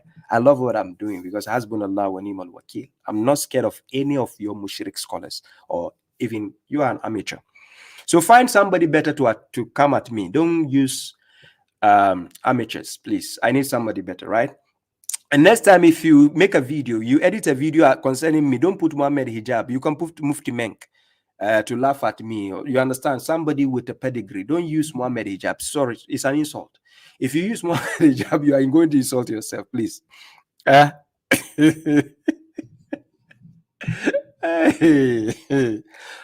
Mushrik, they are tagging you. I don't see you. Where is he? They tag you, but I don't see you. You are scared. It's okay. Let's go on. So, ladies and gentlemen, this is correctional officer's number on the page. It's supposed to be a question and answer. I just decided to tackle that issue, right? There was one question I was asked. Let me see if I can tackle that question before we move on. It's concerning, the person says, kindly explain why Mecca has no history at all, because some people say Petra is the original Mecca. Peace. This is the question somebody's asking me, right? Now, lately, for a couple of years now, there have been issues of Petra, the issue of Petra, right? And people will keep saying the Petra is the Mecca. They will say Petra is Mecca, and they will say Petra is the place possessing the Kaaba and so on. This is what people will keep telling you, right?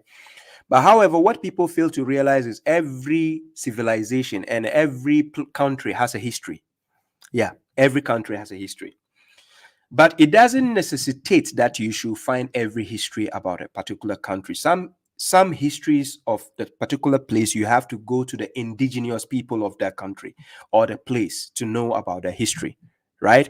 So for instance, the city called Yathrib in the Quran, if you go to Quran chapter 33 verse 13, Yathrib,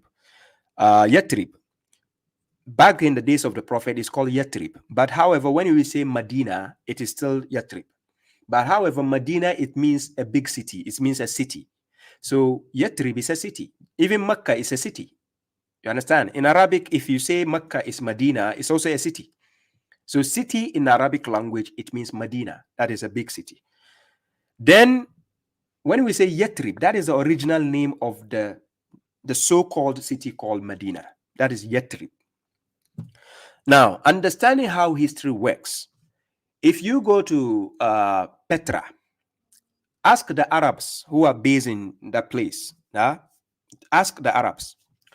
You will find out that they call it Al-Batra. That is how they call it in their language, Al-Batra. Now, Al-Batra has a history. Al-Batra is not called Al-Mecca, or it's not called Mecca. Neither is it called Bakka. Al-Batra is Al-Batra. In English, you say Petra. Those people there, they know the history of their country more than you. They never claim that Al-Batra is Mecca. They never said that. So it is only the foreigners who have no idea about the history of the place. They are now taking the video of Dan Gibson out of the confusion he made. And people started saying, oh, Petra is Mecca. So let's see something. Go and read the history of Petra when it was found as a city and when it became a city and when it became what it became. If you read the history, it will tell you that between the years 1 before Christ, right? 1 BC, in between 8 AD, Anno Domini, right? Petra experienced severe earthquakes in the year 362 AD. That is, half of the city was destroyed. So now I'm asking you, half of the city was destroyed. So you think God would destroy his own city if it's a holy city, Mecca, and he would destroy Petra like that? Huh? So God would destroy it. Imagine God having his own masjid there and a sacred land, and then he would destroy it. Okay. It is believed that Petra was established in the year 312 BC, which then makes the city one of the oldest cities in the world. Fine, it is old city, but you forgot that there are people who were based there. Do you know the legacy of that state, of that land? It is called Al-Batra. So if it was Al-Bakka or it was Mecca, where did that history vanish to go? When we can have a history dating back up to 1 BC or 8 AD, Anno Domini. You forgot Prophet Muhammad was based around 570 AD, Anno Domini. Around those years. And the common era, he was based around that common era time.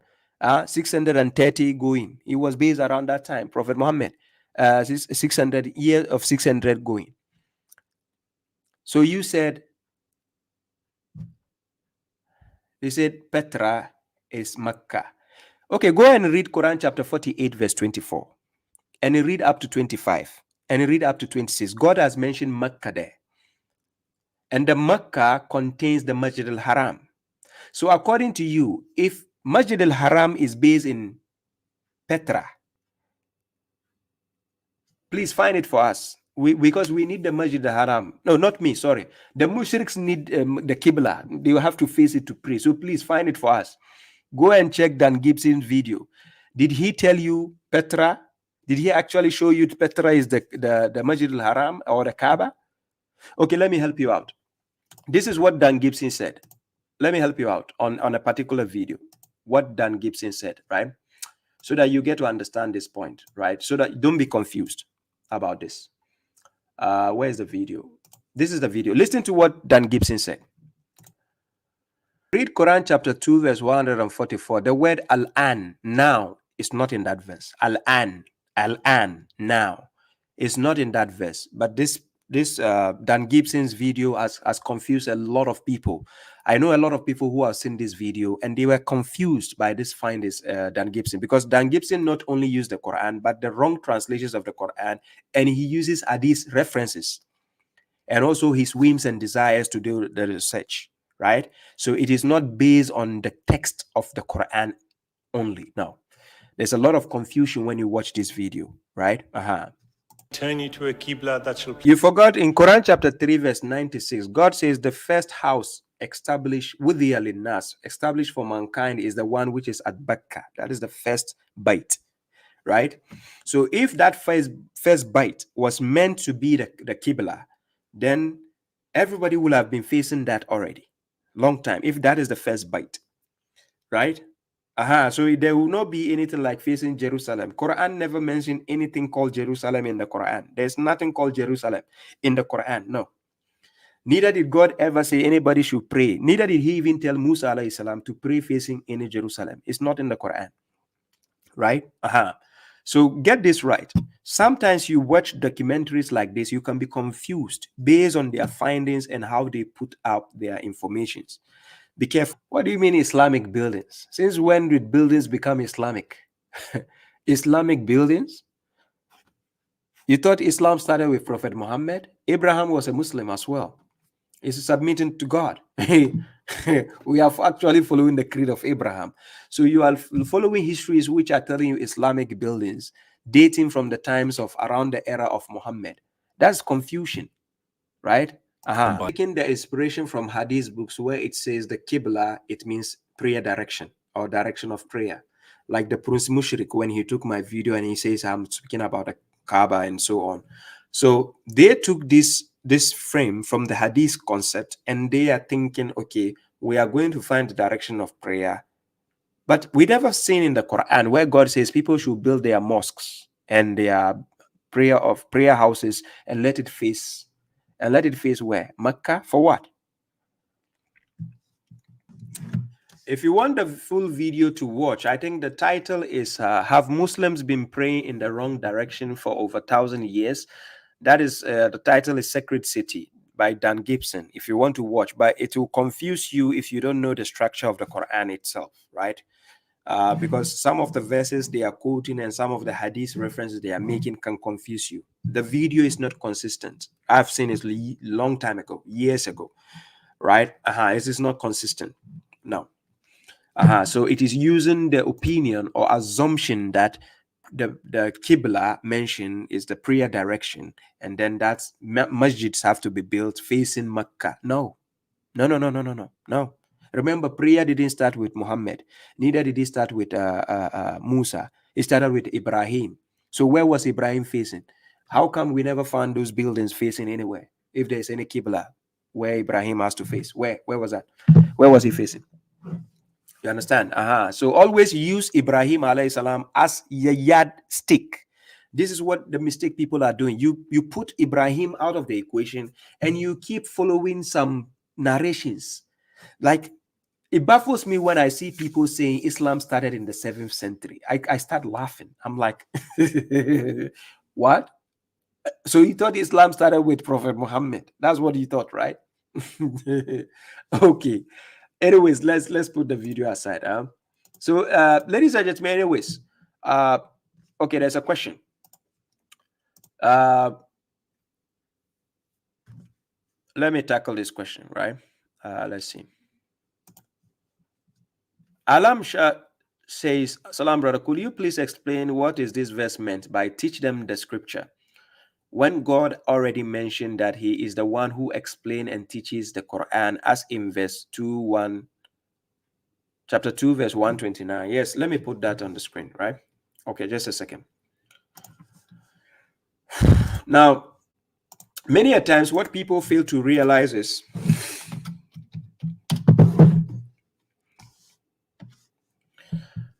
let me put the verse on the screen.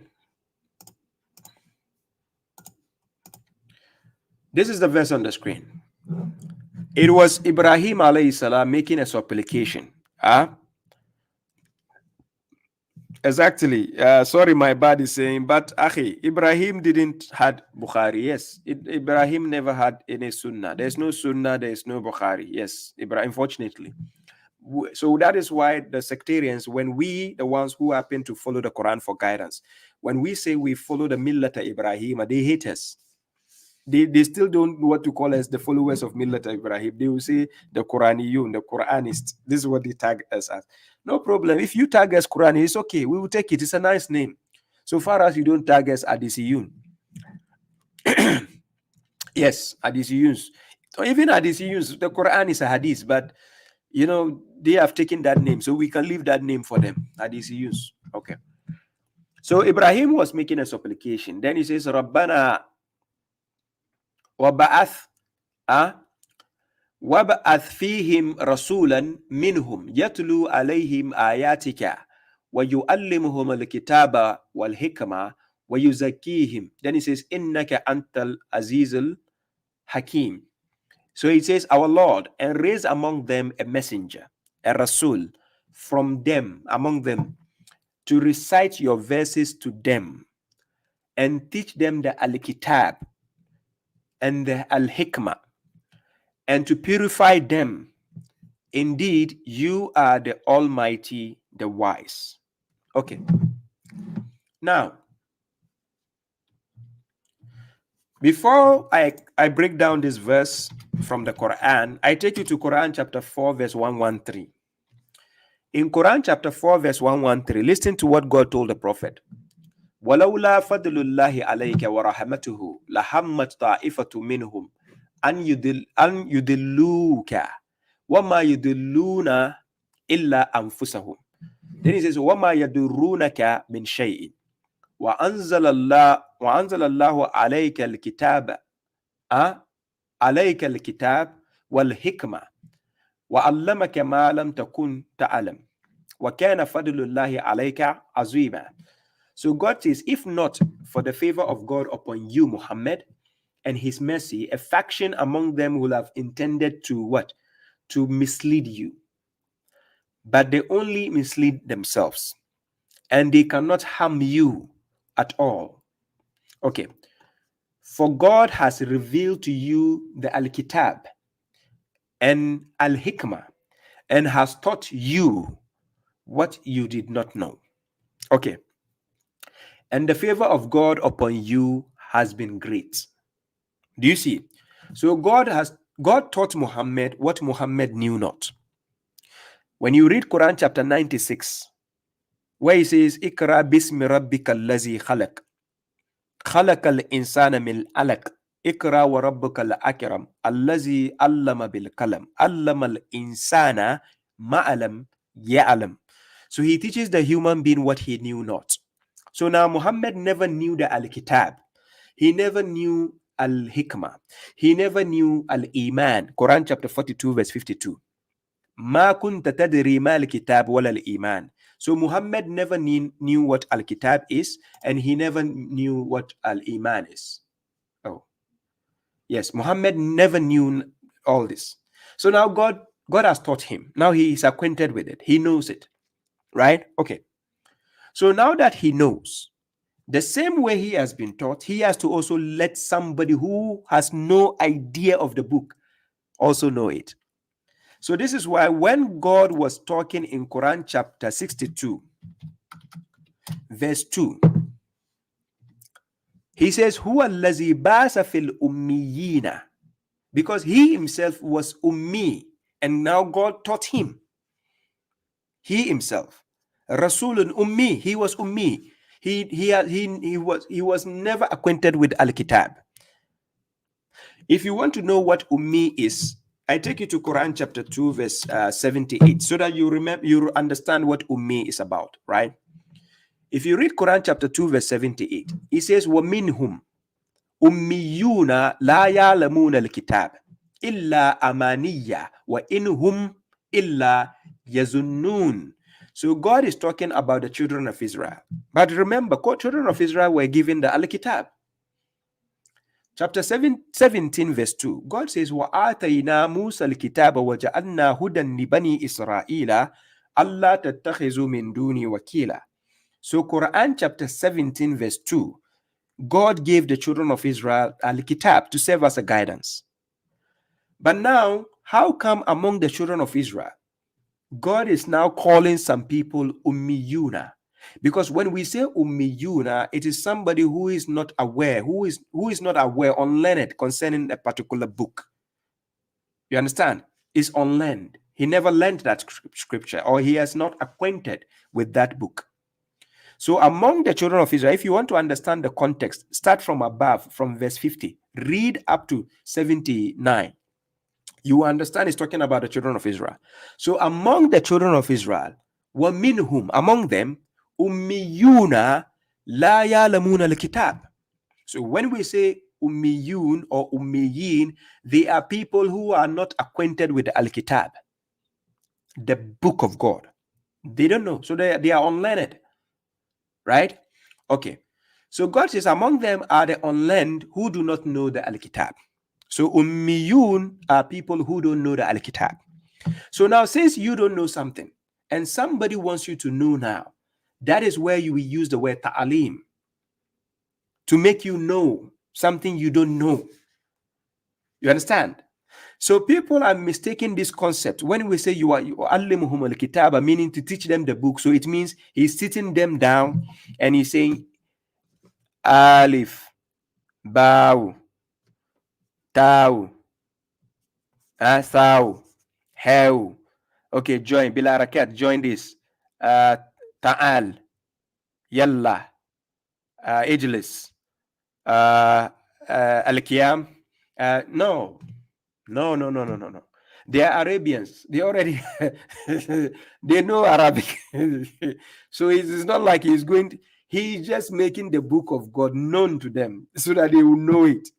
So when God says, وَيُعَلِّمُهُمُ الْكِتَابِ, it is now to let them know the Al-Kitab, because they don't know it. They've never received any Al-Kitab from God. They don't know any book from God. But it doesn't mean they are totally illiterate. So when we say ummiyina or ummiyuna, they are people who are not learned concerning a particular book. You understand? They have no knowledge of that book. So now you have to make the book known to them.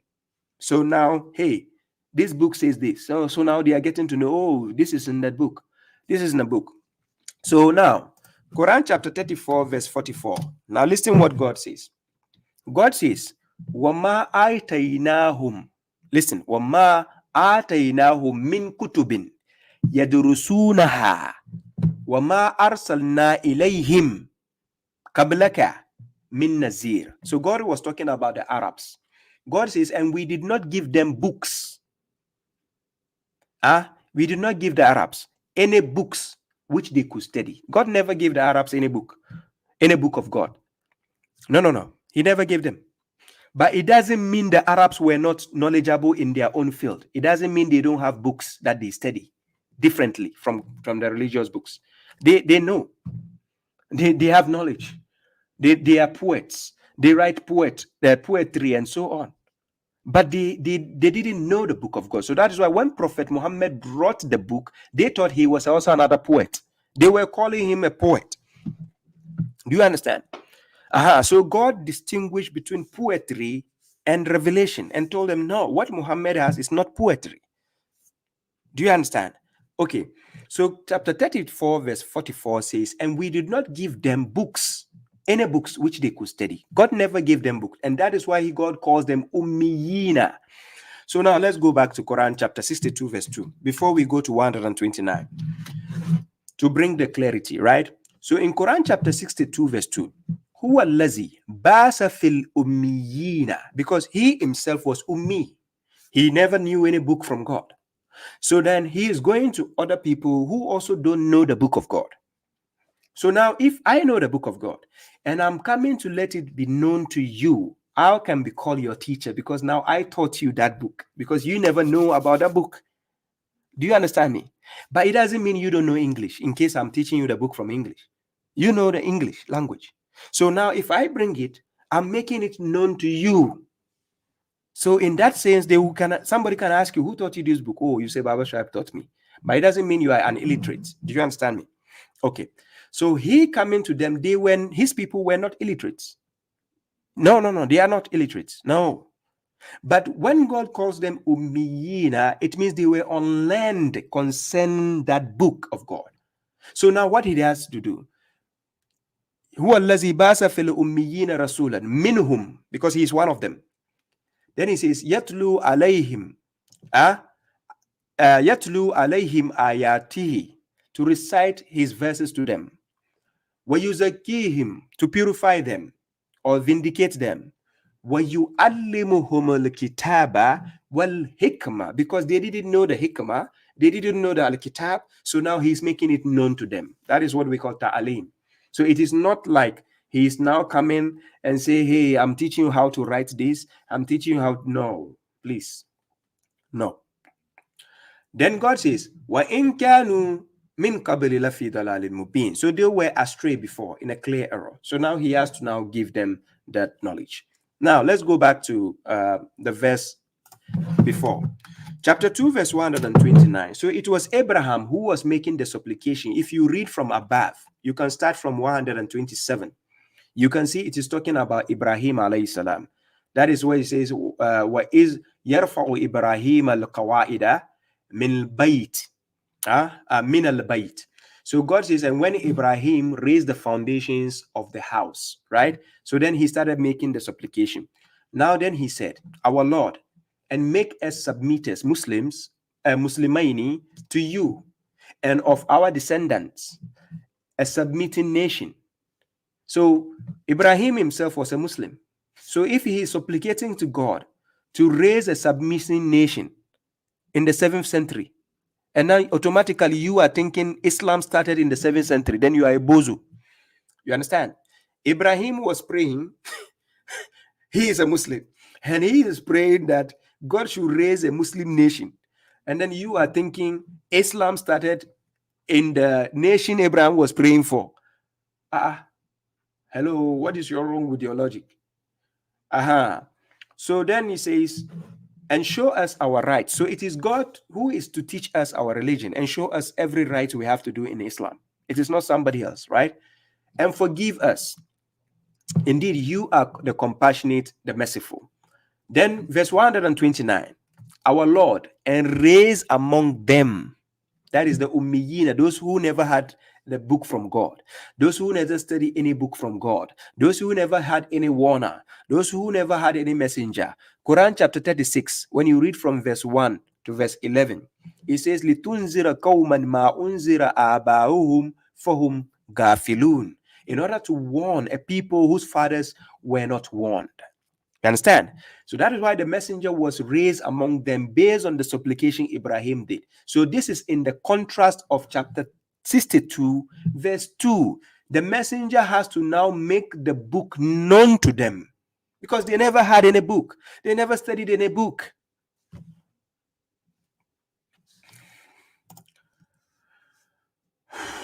When you take Quran, salam, brother Hamza Malik, salam to you. Long time. It's been a while. Yeah, salam to you. You're welcome. So when you take the Quran chapter 10, verse 82, when God says, وَيُحِقُّ اللَّهُ الْحَقَّ بِكَلِمَاتِهِ وَلَوْ كَرِهَ الْمُجْرِمُونَ, God will enforce the truth with his words, even if the criminals dislike it. Let's always allow God to explain his own book. He's claiming the responsibility of explanation. So why are we in a hurry? Always we are trying to use our whims and desires to say we want to explain the book of God, because then we will be putting our own meanings and understanding. Let's allow the verses to flow by its own, because if God told the prophet to shut up, Quran chapter 75 verse 16, he told him, La tuharrik bihi lisanaka litarjala bihi. Do not hasten with your tongue in order to move with it. Don't do that. So if the prophet was asked to shut up, who are you now? And babashuaib, when I'm talking,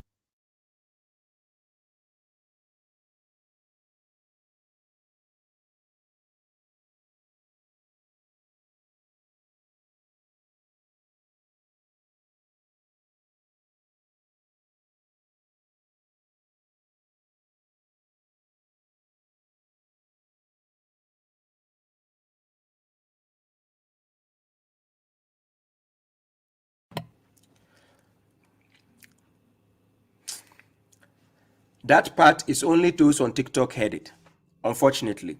You understand? That my this thing muted me by force, because I was making a point. I don't know the last thing I said, right? Guys, can you hear me on Facebook and YouTube? Please, if you can hear me, let me know. Let me know if you can hear me. I don't know what I touched, but then I was making a point that our part is to make the book known. Quran chapter 3 verse 187, that is the covenant God took with the people of the book and the children of Israel. So make the book known to the people. That is what matters, right? So that is why Quran chapter 2 verse 159, indeed those who conceal what God has revealed of the guidance and the proof after that which God has made it clear in the book to the people or for the people, those are the ones whom God has cursed, and they are cursed by the curses. Do you get my point? So what people don't understand is God does the explanation, God does the clarification, God does the exposition and everything of the Quran. We happen to make it known to the people because we see it first before maybe you get to see it. That is the point. You understand? Then we have issues when you are contemplating the Quran. We have lessons in the Quran. We call it Ibra. This is Ibratan. When you take lessons in the Quran, you can have different understandings to a lesson. Just like I keep using Musa alayhi salam, Quran chapter 18 verse 65 up to verse 82, how Musa was going for a lesson, but he has a different point of view from the teacher. You take up lessons, you can have different perspective on a lesson, right? The end goal is what matters. The objective has to be the same. The end goal, that is what matters, because it's just like mathematics, which has different formulas to the same answer. Do you get my point? So sometimes you are taking up knowledge, you just allow God to explain. If you don't understand it yet, leave that topic, deal with the topic you think you have more clarity, so that later on this one will become clear. This is what I keep telling people when they approach me. When you ask me a question and I give you verses relating to the topic and you don't understand, please, let's leave it aside. At the right time, you understand. Don't force it like you want to understand it right now. No, it doesn't work. Rome was not built in a day. So don't destroy it again in one day. Do you get my point? Okay. So, Alam Shah, that is the answer to your question, that making it known to the people, وَيُعَلِّمُهُمُ الْكِتَابَ وَالْحِكْمَةَ, is not like he's now going to teach them ABCD or anything. He's now making the book known to them because they don't know the book of God. That's why they are ummiyina. So there's nothing.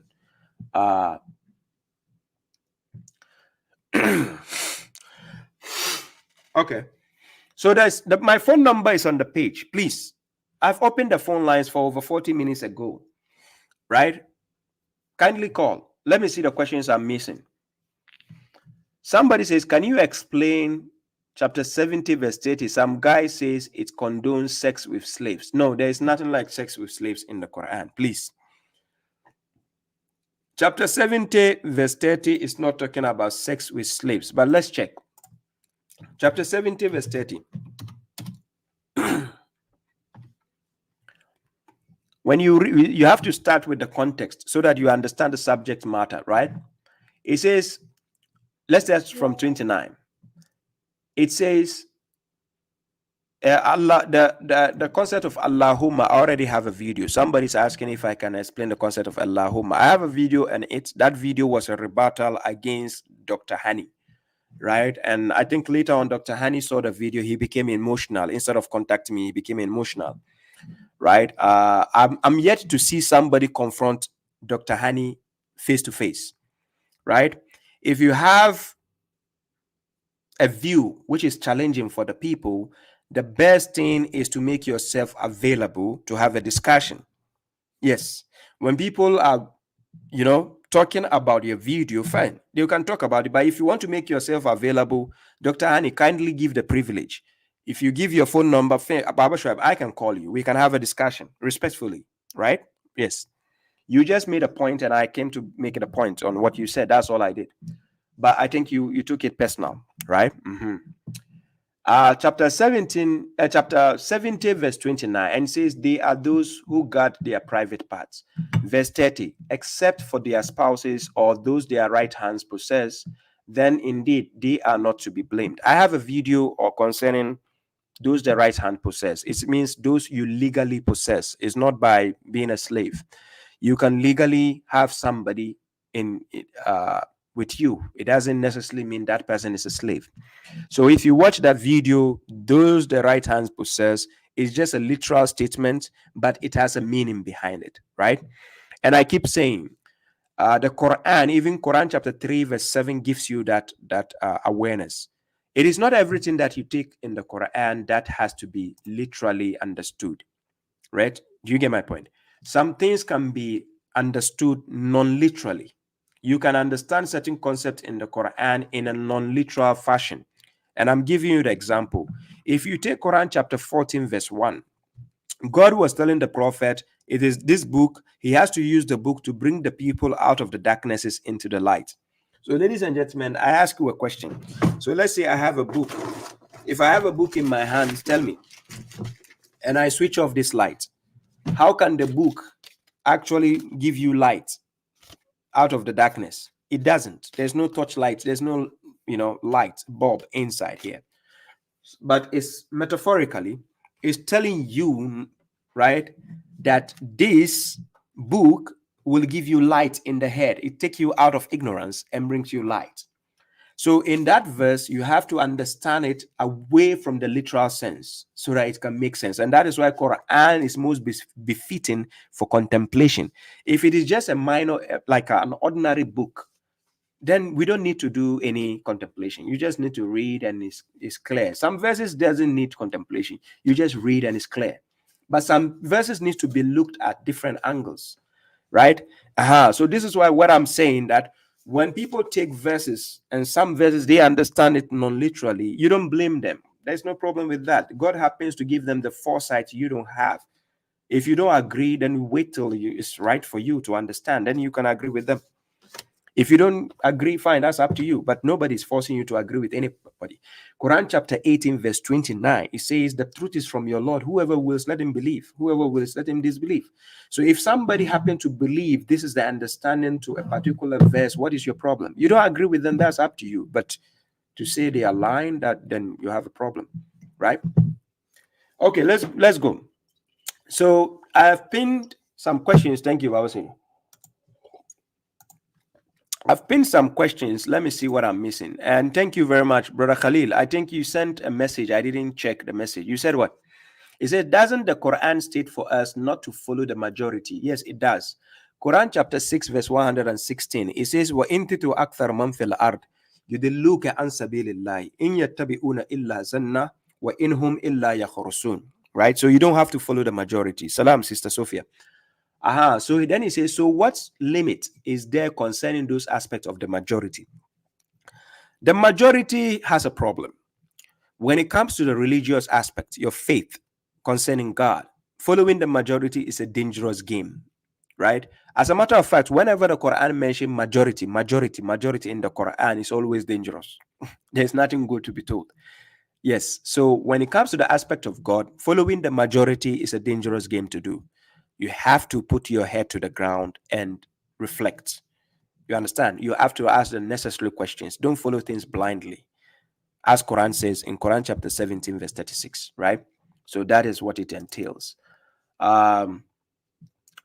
Yes, I've answered these questions. Then we have tools and things. Says, Salam officer, can you explain what is the different versions, speech of the Quran? Does this not go against verse 59? Slight word changes are still changes.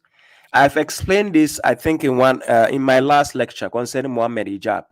Tools and things. Please kindly watch my last video, my last lecture. I explained this issue in the last lecture, right? So kindly go to my YouTube, check my last lecture before this. I did you see on the thumbnail we have Muhammad hijab. You see Muhammad hijab and myself.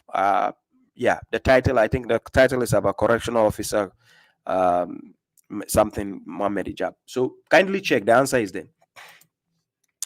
Quran alone is truth, says Shuaib. Okay, somebody says I foolishly gave to Quran to the Rashad Khalifa. Okay, let me pick up this call.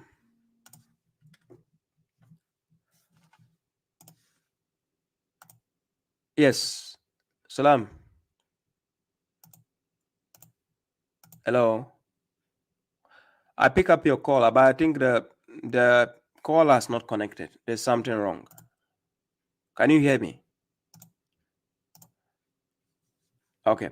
So Quran alone is truth is saying, Shuaib, I had 1746 Quran in my head, one in my family. Yes, that verse is very, very important, right? وَجَعَلْنَا عَلَى قُلُوبِهِمْ أَكِنَّةً أَنْ يَفْقَهُوهُ وَفِي آذَانِهِمْ وَقْرًا وَإِذَا ذَكَرْتَ رَبَّكَ فِي الْقُرْآنِ وَحْدَهُ وَلَّوْا عَلَى أَدْبَارِهِمْ نُفُورًا. Right? So when you mention your Lord using the Quran alone, they turn back in aversion, right? So Abu Neger says, Brother Shuaib, is there a verse or verses in the Quran I should prostrate when I read and reach any? No. It doesn't say if you are reading a verse and you reach any verse, you should prostrate. It doesn't say that. It is not literally telling you to do that. It has a context to it. You just need to understand the context, but it's not telling you. I've seen back in the days in Ghana, the scholars will be teaching people that whenever you are reading the Quran and you reach a particular point and you see it says fajjudu, you have to also do it. You have to do sujud. No, that's not what it means.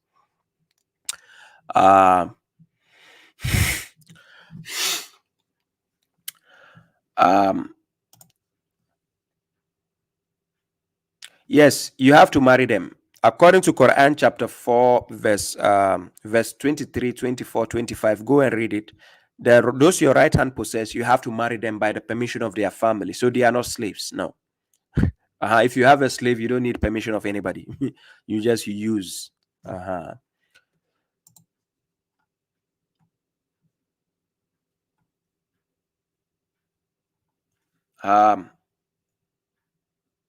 Somebody say, Shoaib, your answer didn't satisfy me. No problem. I'm not here to satisfy you, please. Okay. I don't get your point.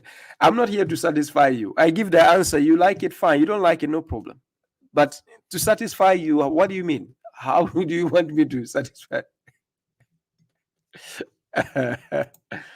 Munir Al-Badawi says, let me get a tracker cup. Yes, you can get it. You can take it. That's it. Have it. So let me see. Take them. Exactly, brother. I don't know. Honing pot. I don't know. You make people laugh on TikTok because you say I don't satisfy you. It's like, are we in a relationship or something? It's like it's like somebody trying to convince a woman.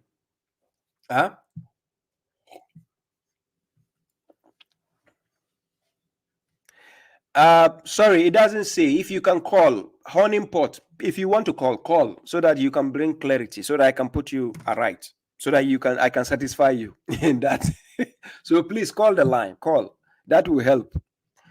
I think you are not understand. I said I have a video on that. It's called Does Your Right Hand Possess? Go to my YouTube, check you'll find a video. It's about 15 minutes video. I give the breakdown on that. So kindly check it. You get the answer there, right? Honing pot, the number is on the screen. It's literally in front of you on the screen. I don't know why can't you see the number. The number is on the screen. Look on the screen. You see a phone number moving on the screen.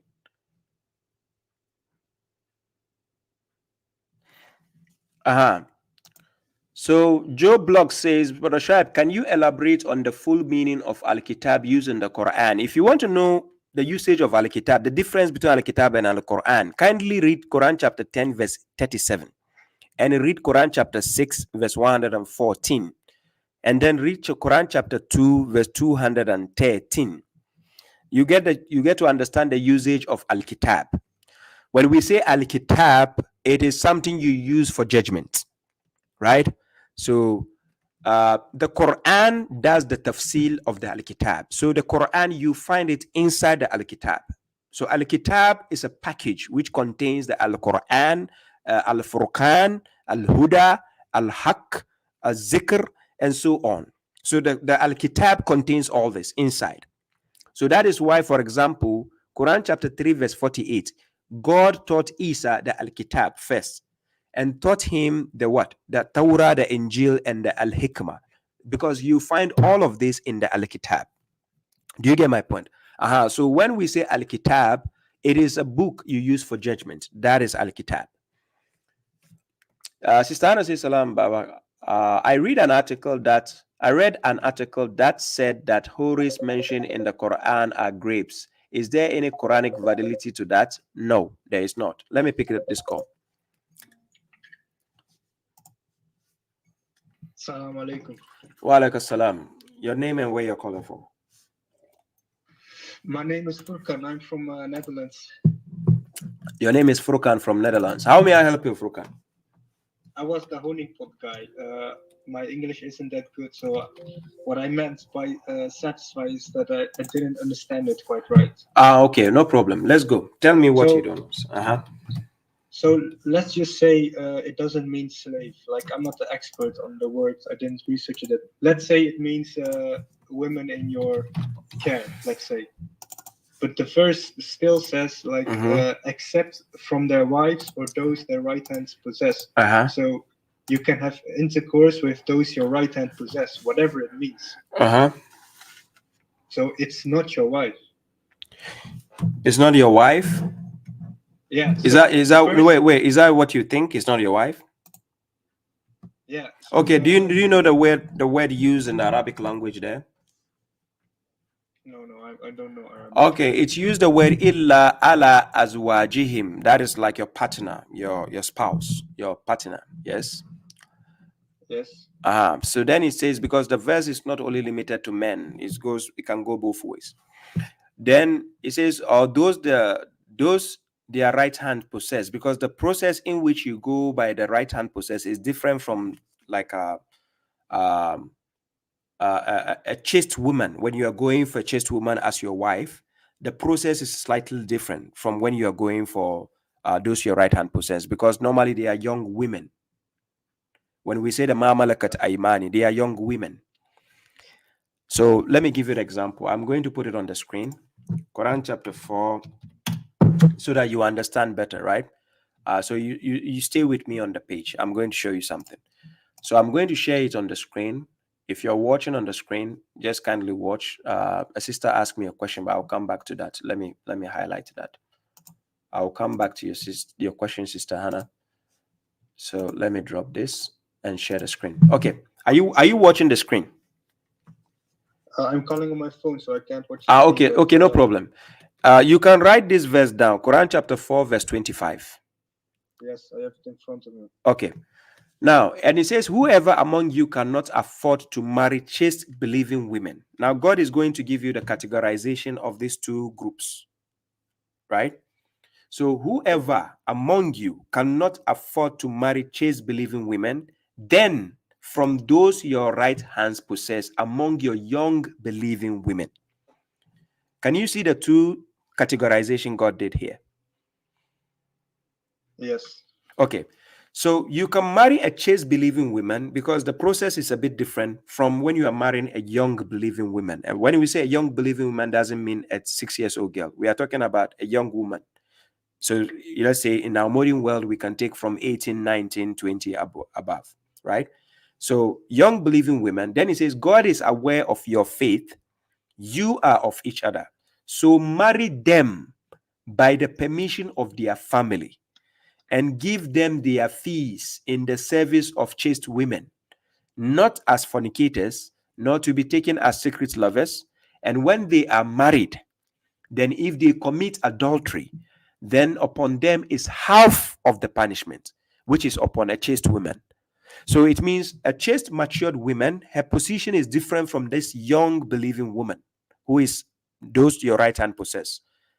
It doesn't mean she's a slave, no. The Mamalakat Aimani is used as a categorization so that you know the level of this woman compared to the woman who is already on her own, fully developed. So right now, if I'm dealing with a woman who is really matured, I can marry her without actually going to a parent for any permission. Do you understand my point? Okay. I just need to pay her a dowry, a bride price. That's it. Then we are married. But if I'm going for a young woman, I need to go to the parent, the family, and ask for permission because she's a young woman. She's a young lady. Do you get my point? Yeah. So that is the categorizing. That's the difference there. So when God says, except their spouses or those their right hand possess, that is the category, the differentiation God actually brought so that you will know the categorization. It doesn't mean those your right hand possess automatically means slave. It is the scholars of the hadith and so on who are putting the word slave there. God never mentioned slave. So verse 30 speaks about your wives, or except those your right hand possess, which you also married. Exactly, which you also married. Yes, that's the point. Okay. Yeah. Then Yeah, that's what it means. That changes everything then. Exactly. So that is why I was suggesting the video. I have a video which gives the clarity step by step. Had you watched the video, I can send you. Now I've seen your number, so I'll send you the link. Then you take your time and watch it. Then you understand. Yes. Thank you very much. So wait. Thank you. You're welcome. Now, are you satisfied? Yes. Now I've satisfied you. That's good. Okay. Thank you, brother. We meet again. Keep watching. Thank you. Salam alaikum. Yes, peace. So Sister Hannah was making a question, right? Let me get back to you. Sister Hannah said something, right? I go back to this. Yes, I read an article that said the houris mentioned in the Quran are grapes. Is there any Quranic validity to that? Grapes in the Quran, they are called anab. Anab is grape, right? So if the person is saying grapes, God knows what grapes are. So the houri Huril in mention is not about grapes. So whoever is telling you grape is just bringing their own whims and desires into this. So it's not about grapes. Let me see if I can help you out with some verses here. Let me take this grapes.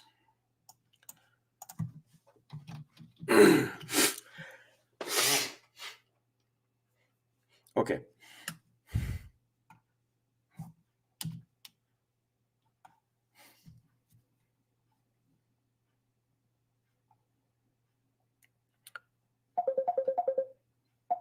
Oh, there's another column. Okay. Let me pick up this call. I'm coming.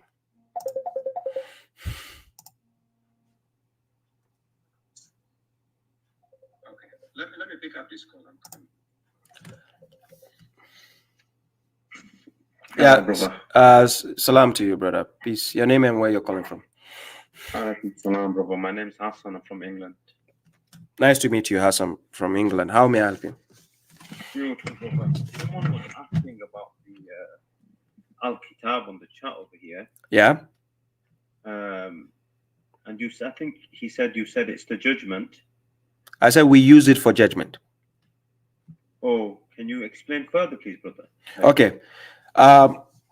Let me put this on the screen so that it will be clear for you. First of all, I go to Quran chapter 2, verse 213. Now, look at the... Can you see the page? Yes. Okay. Yes. So now it says, كَانَ النَّاسُ أُمَّةً وَاحِدًا فَبَعَثَ اللَّهُ النَّبِيِّينَ مُبَشِّرِينَ وَمُنذِرِينَ وَأَنزَلَ مَعَهُمُ الْكِتَابَ بِالْحَقِّ لِيَحْكُمَ بَيْنَ النَّاسِ فِيمَا اخْتَلَفُوا فِيهِ. I can continue, but I just want you to see this part. It says, mankind was a single nation, then God raised the prophets as missionaries and warners and revealed the book with them. So let's translate it as the book, Al-Kitab. Let's just translate it as the book, just to give the literal meaning, right? But if we look at it as a non-literal sense, it's a book you use for judgment, just like today we have law and judgment in every constitution, but then you have to use a book of reference to judge people, right? So with them, then it says in truth, so that they may judge. You see the reason why he revealed the book? He revealed the Al-Kitab with them in truth, so that they may judge between the people concerning what they deferred. Okay, so can I ask a question? Yes, you can. So it seems that you said that the Quran is from the Kitab, but here it seems that the Kitab is in the Quran, because you judge by the Quran. I said you find the Quran in the Kitab. That's what I said. Right, but here it seems that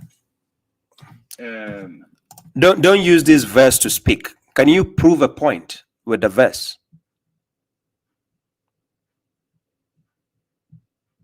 Because we judge by the Quran, right? We judge by the book. Yes, and the verses of the Quran. Let me give you clarity again. You check on the screen. Check what I'm doing on the screen. I'm putting a verse. Can you see the verse on the screen? 56, yes. It says, Innahu la Quran al-Karim fi kitabim maknoon. So now, indeed, it is a noble reading in a protected book. So where do I find the Quran?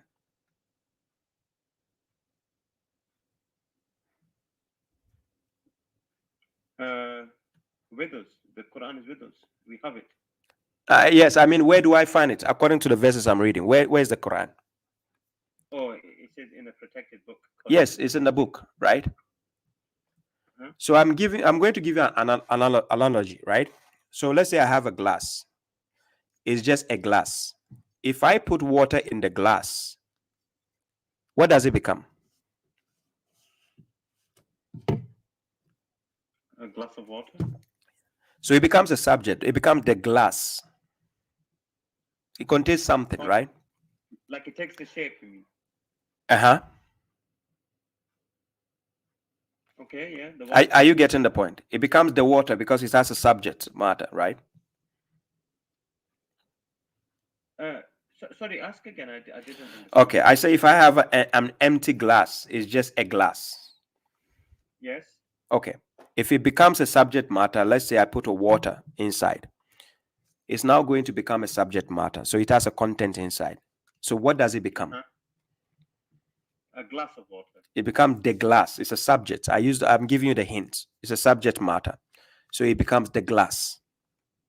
The water becomes the glass. Yes. I'm not saying the water becomes the glass. I'm joining a combination of two things in one place. But it doesn't make sense. Good. So let me help you out. The Quran, where is it written? In the Mus'haf, and according to this verse, in Kitab Maknun. Okay, it's written in the book. So now in the subject matter, we can call it Al-Kitab, the book. In some instance, we can say the book. But what does the book contain? It contains the Quran, right? So I can say the Quran or I can say the book because it contains something inside. So the question is, what does it contain inside? It contains the Quran. The Quran is the... Yes. Are you getting the point? Yes, like the Quran is in the Kitab. Yes, that's the point. So that's the point. But what I am saying is the Kitab then is also in the Quran because we judge by the Quran. If you said the Kitab is in the Quran, it is something you have to prove because I'm showing you what God says. You just saw the screen. God says Quran is in the book. Okay, you are now saying that the book is in the Kitab. So prove to me a verse where God says the book is rather in the Quran. Okay. So the Prophet, upon him, had to teach the Kitab, and he taught the Quran. We don't see where he taught something else. My question to you is, show me where it says the Prophet taught the Quran. وَيُعَلِّمُهُمُ الْكِتَابِ. That's the point. So now, did he say the Quran? No, but we know that he taught the Quran. Can you tell me? Okay, chapter 55, verse 1. God says, Ar-Rahman, allama al-Quran. Do you agree God says he taught the Quran? Yes. Okay, do you find any verse in the Quran where it says Muhammad is teaching the Quran? The verse about where Ibrahim alayhi salam makes dua for a prophet to teach the Kitab. Listen to my question. I didn't say Kitab. No. I'm using the word Quran. You are using the word Kitab. I'm trying to help you to see the difference here. The Al-Kitab, wait. The Al-Kitab contains something inside. It contains the Quran inside. Yes. So Al-Kitab is a package. Do you understand? Yes. The Quran will become the Quran when it's written in the book. That's when it becomes the Quran. Because then now it's a content and we find it where we have to find it. But when we say Al-Kitab is...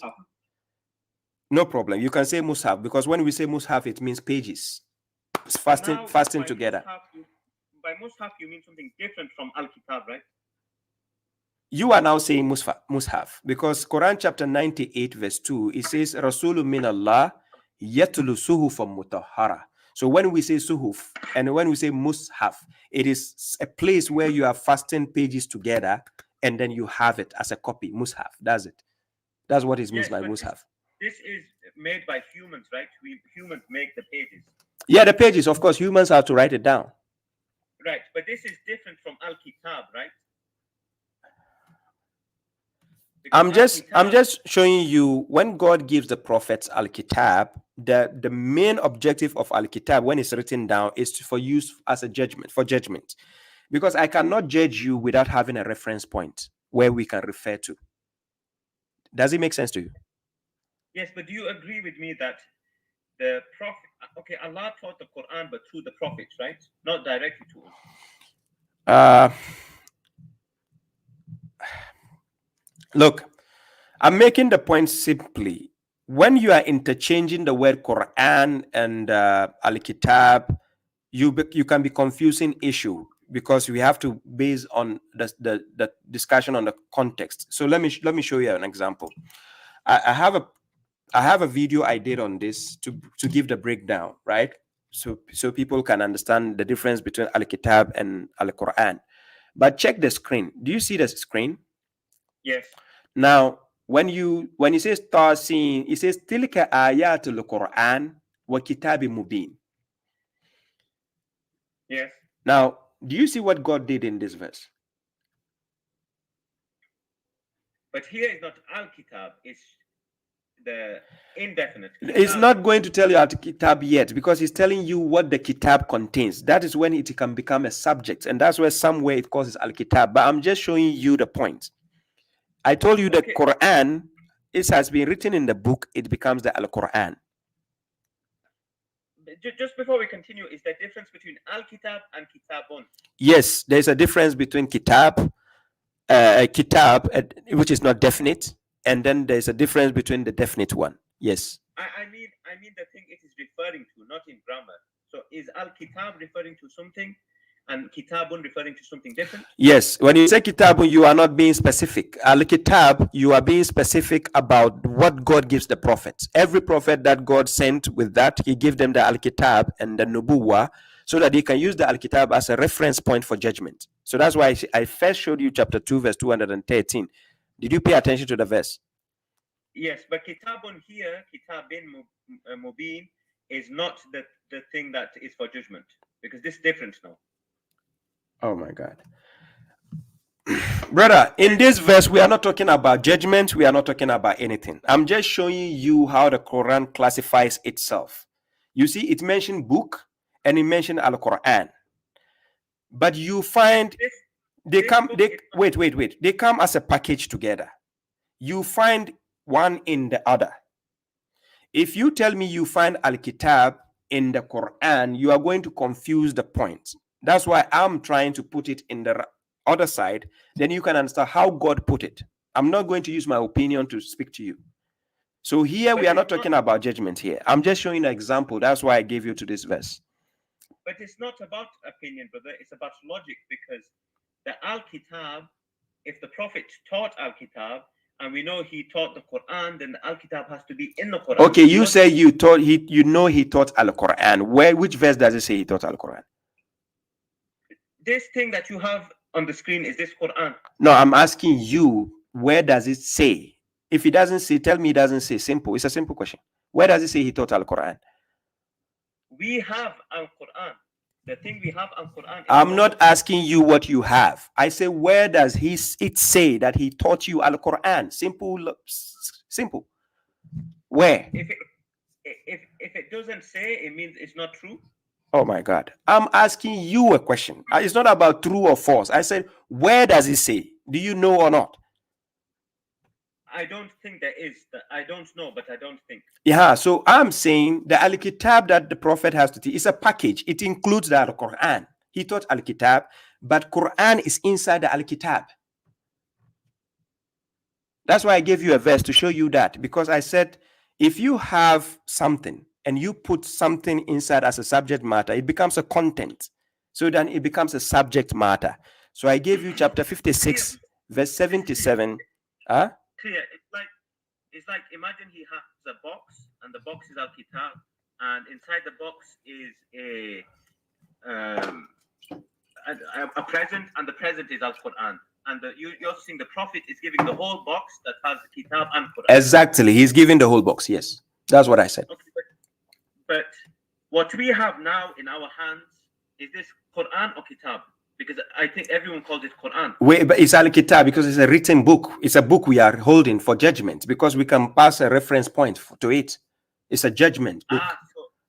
So what you're saying is what everybody is calling Al-Quran, they make a mistake and they should call it I Quran. never said it's a mistake, brother. I think the conflict of interest you are getting is Quran has to be written down. The moment if it's not written in the book, it's not the Al-Quran. It's not definite anymore, because where do we find it? So let me give you an example. Quran chapter 10, verse 15. I'm going to show you the example. When in this verse, it says, وَإِذَا تُتُلَى عَلَيْهِمْ آيَاتُنَا بَيِّنَاتٍ قَالَ الَّذِينَ لَا يَرْجُوا لِقَاءَنَا. Then they say, آتِ بِقُرْآنِ غَيْرِ هَذَا. Now, this Quran, does it have a definite article? No. Good. So then they say, bring a reading other than this. Because you see the beginning of the verse, it says when it is recited, And when our verses are recited, it doesn't say when it's being read. Right? So now when this recitation, when it is written in the manuscript, in the book, now it becomes, you understand, on the mushaf, yes, on the pages, then it becomes a definite reference point, an article where we can refer to. And then what do we call when it's written on the page? You can either call it the Quran as a subject matter, or you can call it the book still. Al-Kitab. Yes. Okay. Because every prophet is given Al-Kitab, because he has to be given something to be written down in the Al-Kitab, in the book, so it can become a subject matter. So Isa alayhi salam, he said this in Quran chapter 19 verse 30. Let me make this easy so that people will understand. I have a lecture on this, by the way. So he says, Qala, chapter 19. Wait, I'll give you the title. Chapter 19 verse 30. He says, Qala inni Abdullahi ataniyal al-kitaba waja'alani nabiyya. Do you see what Isa said? He said, indeed, I am a servant of God. He has given me the Al-Kitab and made me a prophet. But we still know God taught him the Injil as well, right? Okay, so this is the answer here. Quran chapter 3 verse 48. This is the answer. Now, everybody thought Isa only brought what we call Injil. But this is the real answer here in the Quran. Chapter 3 verse 48. God says, وَيُعَلِّمُهُ الْكِتَابَ وَالْحِكْمَةَ وَالتَّوْرَةَ وَالْإِنْجِيلَ.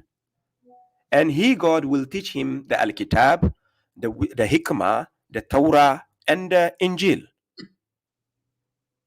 Right? Sorry, but one thing confusing me, because you said Al-Kitab is the thing you judge by, but Al-Kitab is also the thing you write on, the Mus'haf. Yes, because if you are judging people, if you don't have reference point, how can you judge people without a reference point? Because you write on it so that people can refer to it and see the judgment. Okay, this is where it is written. You have to do this. So you have to do that. It combines the meaning of something that you write down for judgment. It's combined. Yes, it's combined. Yes, because literally, when I say kitab, it comes from the word kataba. It is something you have to write down. Right. Do you get my point? So he taught him how to write the laws. Of course. How to write the laws. Yes. That's what this means. Yes. He taught him how to write the laws. Yes. So in certain instances, other scholars will classify the Al-Kitab as a law. They will say the law. Yes. What would you say is that, because the Torah is also law, how would you say the Torah is different to the rest of the law? I said in some instance, other scholars, I'm not saying me, I call it the book of judgment. I didn't say it's the book of law. Okay, the book of judgment, and then the Yes. Torah would be book of law? The book of, it's a book of law. So those laws, still we can find it in the Quran. God mentioned confirms certain laws from the Torah in the Quran. So this ayah here, very nice ayah you brought, is this, if you translate it in a more clear way, how would you say, and he gave the book of judgment, and I wouldn't say the book of judgment. You leave it as the book, because the book, inside the book, the hikmah has to be written down, the Torah has to be written down, the Injil has to be written down, but we find all of them as a package in the Al-Kitab, in the book. Okay, so the Kitab is for judgment. Now, what does the Torah signify, and what does the Injil signify, and what does the Hikmah signify? You can never have a judgment without a law. In order to judge people, there have to be a law. So the Torah is the law? Yes. And what's the Injil? It's the good news. Okay. And the Hikmah? The Hikmah is the wisdom on how to deal with the issues of the judgment and the laws of God. Can you give examples of Hikmah? Let's go to Quran chapter 17, verse 22. Okay, 1 second. In Quran chapter 17, verse 22, when we are going to read up to verse 39, right? Are you checking the screen? Yeah, I thought you wanted me to do it, but I think it's better if you, so people can see as well. Oh, yeah, let me do it. Okay, so then it says, do not assign another God with the God. In this instance, we call it the law of God, because God is giving you a law. We don't call this judgment. We call it a law, right? The moment we say do not, for instance, if you're driving a car and they say do not park your car here, it becomes a law. But we classify it in the Quran as hikmah. You understand? So do not assign another God with the God. Then you will remain censored and helpless. Number 2, and your Lord has decreed not to worship except him, and be good to parents. This is a law at the same time. Whether one of them reaches old age with you or both of them, then do not say to them, nor shall you rebuff them, but speak to them a noble speech. Verse 24, and lower to them the flank of humility out of mercy, and say, Lord, have mercy upon them both, as they raise me small. Verse 25, your Lord is aware of what is within your souls. If you should be righteous, then indeed he is forgiving to those who repent. Verse 26, and give the relative his due, as well as the poor and the wayfarer, and do not squander extravagantly. Number 27, indeed, the squanderers are breeding of the devils, and the devil is ungrateful to his Lord. Number 28, and if you should turn away from them, seeking the mercy of your Lord, which you expect, then speak to them a gentle speech. And do not place your hand shackled to your neck, nor shall you extend it completely in extension, then you will remain blamed and exhausted. Indeed, your Lord extends sustenance to whomever he wills and limits, and indeed, he is to his servants conversant and seeing. And do not kill your children for fear of abject poverty. We provide for them as well as for you. Indeed, killing them is a big mistake. And do not approach fornication. Indeed, it is an obscenity and an evil way. And do not kill a soul which God has forbidden, except by right. And whoever is killed unjustly, then we have assigned the authority to his heir, but he shall not transgress regarding the murder. Indeed, he shall be aided. And do not approach the property of an orphan except by that which is best until he reaches his maturity. So fulfill the agreement. Indeed, the agreement will be accountable. And fulfill a measure whenever you measure, and weigh with a straight scale. That is better and best in interpretation. And do not pursue what you have no knowledge about. Indeed, the hearing, the eyesight, and the mind, all those will be accountable thereof. And do not walk on earth exorbitantly. Indeed, you can never tear the earth, nor can you reach the mountain in height. All that which is evil is detested to your Lord. That is from what your Lord has inspired to you of the al-hikmah. So do not assign another God with the God. Then you will be cast into hell, blamed and defeated. So do you see it? I saw many laws, do not do this, do not do this, like this. But yes. Which part was the hikmah? You just saw it. I just gave you, I gave you the package. And were you paying attention to the verses I was reading at all? Yes, because you said when it says do this, do not do this, this is law, and this is what you read. I said it can be considered as a law, but it's the wisdom. There's the hikmah. The law and the wisdom is the same thing?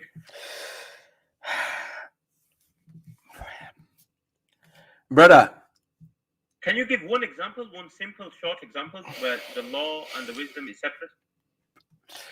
Law and the what? Hikmah. Law and the hikmah? Brother, go to Quran chapter 45, verse 18.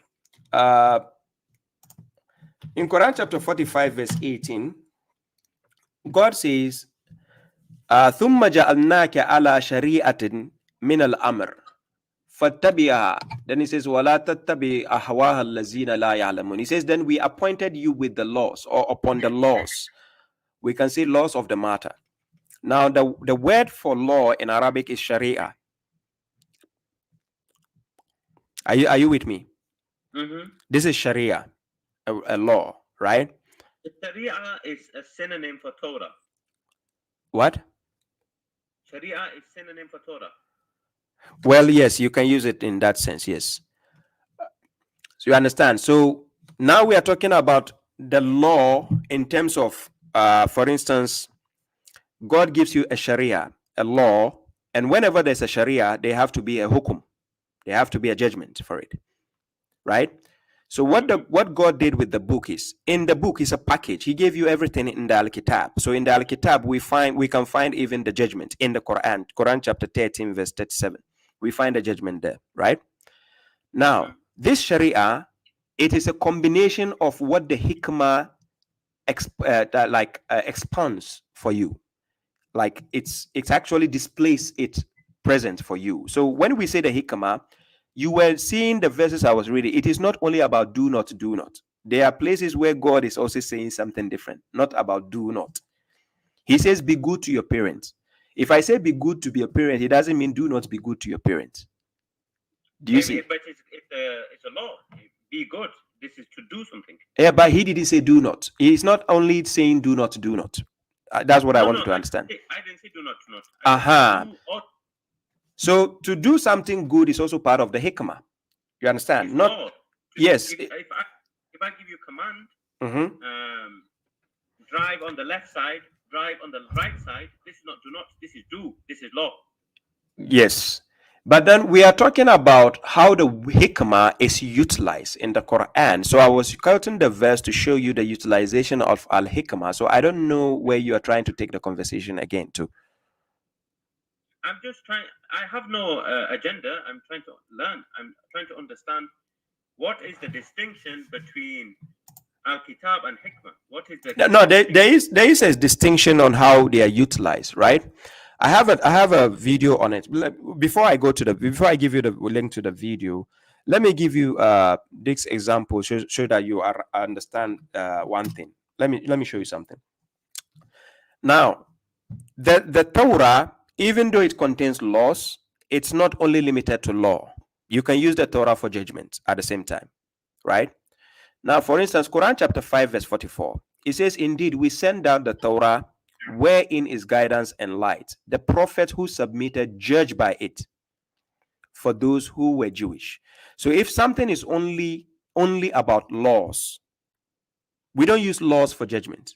There has to be judgment and there has to be a law. Because if you stipulate a law, you have to show us the punishment for it if we break it.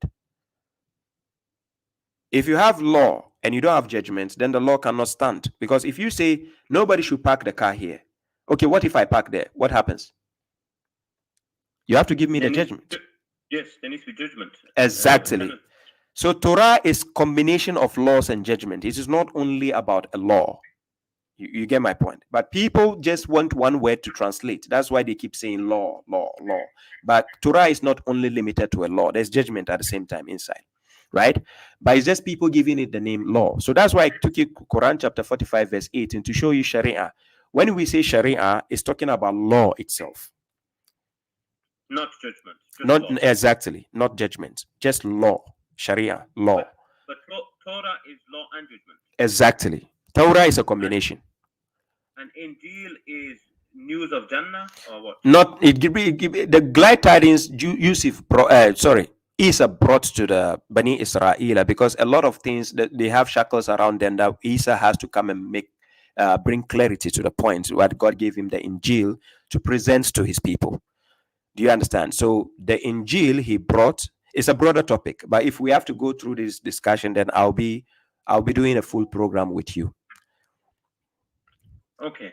So let's leave Injil. So Al-Kitab is the written law for judgment.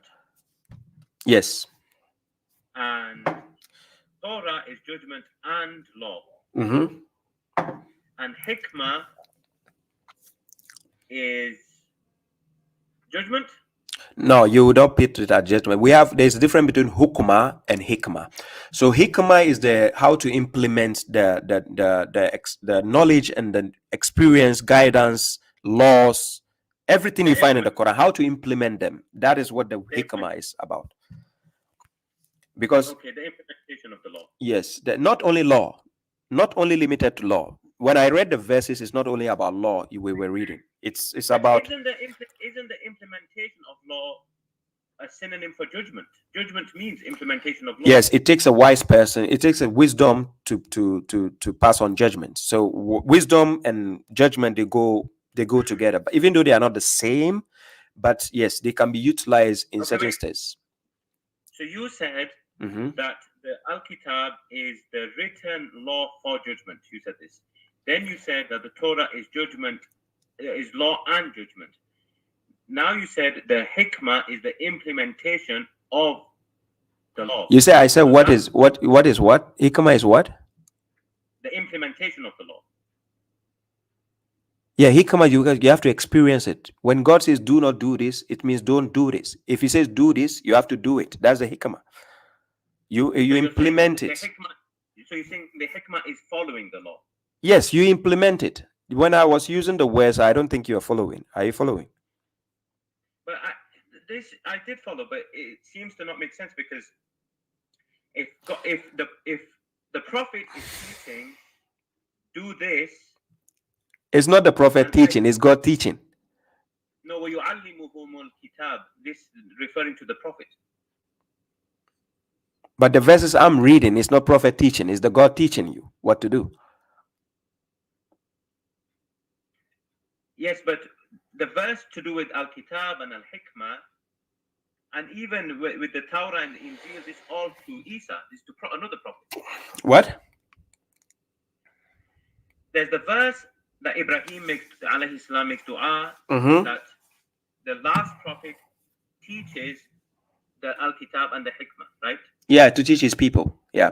Right. So this means the prophet will teach Al-Kitab and Al-Hikmah. It doesn't say the prophet, it's a messenger. Okay, the messenger will teach Al-Kitab and Al-Hikmah. Yeah, meaning he has to deliver what he has been taught. Simply. Like that. Not like to teach them something different, no. And you agree it's Muhammad, peace be upon him? As a messenger, yes. Yes. And then you also agree that Isa, peace be upon him, was also teaching Al-Kitab and Al-Hikmah as well. Yes, he did. Yes. Okay. Now, my question is, if he is teaching me Al-Kitab as a messenger, yes, is be good to your parents, then when I do the action, you're saying this is the hikmah when I'm doing the action, but he's not teaching me to do the action. He just teach me the do this. He never said, okay, make tea for your mom, massage your father's legs. He never said these things. So where's the hikmah that he taught? I don't think now I don't think you are the one making sense now. You're not making sense now. No, because you said he teaches the law, the book, and the implementation. And you said implementation is hikmah. Who did I say he teach? The messenger teaches the implementation. He has been oh my God. I didn't say he teaches the implementation. I said, listen. I said he has been sent as a messenger to teach the Al-Kitab wal-Hikmah. Did you listen to my lecture when I started the lecture today? Did you listen when I was hitting up that point before you ask a question? Did you listen to my lecture? Do you mean during this phone call or before? Before the phone call, no. Before the phone call, I was explaining what the duty of the messenger. I came late. I didn't see. Okay, so that is why you got a missing link, because I explained that part. Somebody asked a question concerning the messenger in Quran chapter 2 verse 129. So then I gave the reference to explain that point from the Quran where God was giving the references. So as a messenger, the difference between you and I right now, you are interchanging the word prophet where it says messenger, because what you need to understand is the messenger can only give you the message of God. What he has been taught is what he can also teach you. He cannot teach you something different from what God has given, right? So the messenger, what he is giving you is based on what he has been inspired, not something different. So to be inspired of hikmah, we can see it clearly in the book. We are not seeing it anywhere else. It's in the book that I just read the verses to you, right? So now we implement your implementation of this hikmah is what is classified as hikmah, because you can't claim you have hikmah when you are not practicing it. But how is the messenger teaching the hikmah? Because if the messenger is teaching the Al-Kitab, what is the difference between him teaching the Al-Kitab and him teaching the Al-Hikmah? Because you find the Al-Hikmah in the Al-Kitab. So if I teach you, if I make it known to you, if I make something known to you, it's the same as teaching you. But you said Al-Hikmah is the implementation of the law. Which law? The Al-Kitab. I said that hikmah is the implementation. Where did I say that? In this video, I said it's the implementation of what God is showing you as the hikmah. You implement it, how you implement it. And I didn't limit it to only law, to everything you find in the book. Now you just said that the hikmah is the implementation of the hikmah. This is a circular Brother, first of all, wait. What are you? Are you a sectarian or what are you? What do you mean am I sectarian? First of all, can you explain yourself? Can you, who are you? What do you mean, who am I? Yes. Why can't you understand the question, who are you? I gave you my name. What else do you need to know? What is your belief? Islam. Yes. Do you belong to any sect? No. You don't belong to any sect. Okay. Where do you take your guidance from? I try from the Quran and then learning from different, like every different group. I try to see what they have. If they make sense, take. If they don't make sense, don't take. So it's obvious you follow the hadith. No, you're trying to box me into the hadith. I'm asking you. It's obvious you follow the hadith. Did you say it's obvious? Yes, I say it's obvious because you say you can take from. No, but I said it's obvious you follow the hadith. If you don't follow, then you tell me no, you don't follow. Because your line. Let me tell you your point. Your line of questioning. Don't accuse and then say it's us. When I accuse, okay, prove me wrong if I'm lying. You don't follow the hadith? I don't follow all hadith. Thank you for admitting you follow the hadith. Okay, now this game is going to be fun. So you follow hadith, you take hadith and you take the Quran. So you were trying to push me in the angle where we can give credence to the prophethood of the prophet by teaching you laws from the hadith. This is what we are trying to do all this while. No, because I am still on a journey to understand whether we can accept hadith, which hadith this, that. Then why couldn't you make it evident when you first step on my channel? Why are you trying to play games with me? You are getting frustrated because maybe you. No. I didn't get frustrated. I was trying to see where you are coming from. You are not frustrated and accusing. No. Do you know what frustration about? Frustration is I will hang you up if I'm frustrated. The point is, I'm trying to look. If you don't know where a person is coming from, how can you know where he's going? So I need to know your line of argument and where you are coming from. That will be easy assignment for me. Because when I keep talking, you keep saying, oh, it doesn't make sense to me. It doesn't make sense to me. And I'm more like, dude. So in my head, I'm like, what? I didn't just say it doesn't make sense to me. I give examples of where there seem to be contradiction. Yeah. So now the conversation can get interesting because I know your stance now. No, I know your stance. You follow hadith books. I just said you follow hadith books. You told me I'm accusing you. Am I lying? You follow hadith books. I just admitted. You did accuse. No, but you admitted you follow hadith. So where is the accusation? Is this a false accusation, ladies and gentlemen? Did I accuse him falsely? Did I say false accusation? You're lying. I said accusation. Yes, but so what kind of accusation? I can accuse you rightly. Did I accuse you falsely? You claim to ask. Did I accuse you falsely? Brother, do not be disingenuous. I said it's a question. Did I accuse you falsely? Please answer yes or no. Yes, you. Okay. Where did I? Oh, listen. Where did I accuse you falsely? Explain to mine. Where did I say that it was false? You're laughing for no reason. You're sounding like a strange person. I said. I'm a strange person. Don't worry. You see, the point is, let me tell you one thing. I tolerated you for a long time for a reason. The reason why I tolerated you, because then I wanted to know where you are coming from and where you're heading. Then I saw you are going into circles. You keep repeating statements I've already answered. Then you said, oh, you said this, and you said that, you said this. Wait. You think I have come with an agenda to prove hadith? This is not. That's your agenda. Because what are you trying to, when the Quran says Rasul, you are saying prophet. Allah is the judge between us. This is not my agenda. You are accusing me of this. I'm not accusing you. Everybody is watching. You follow hadith.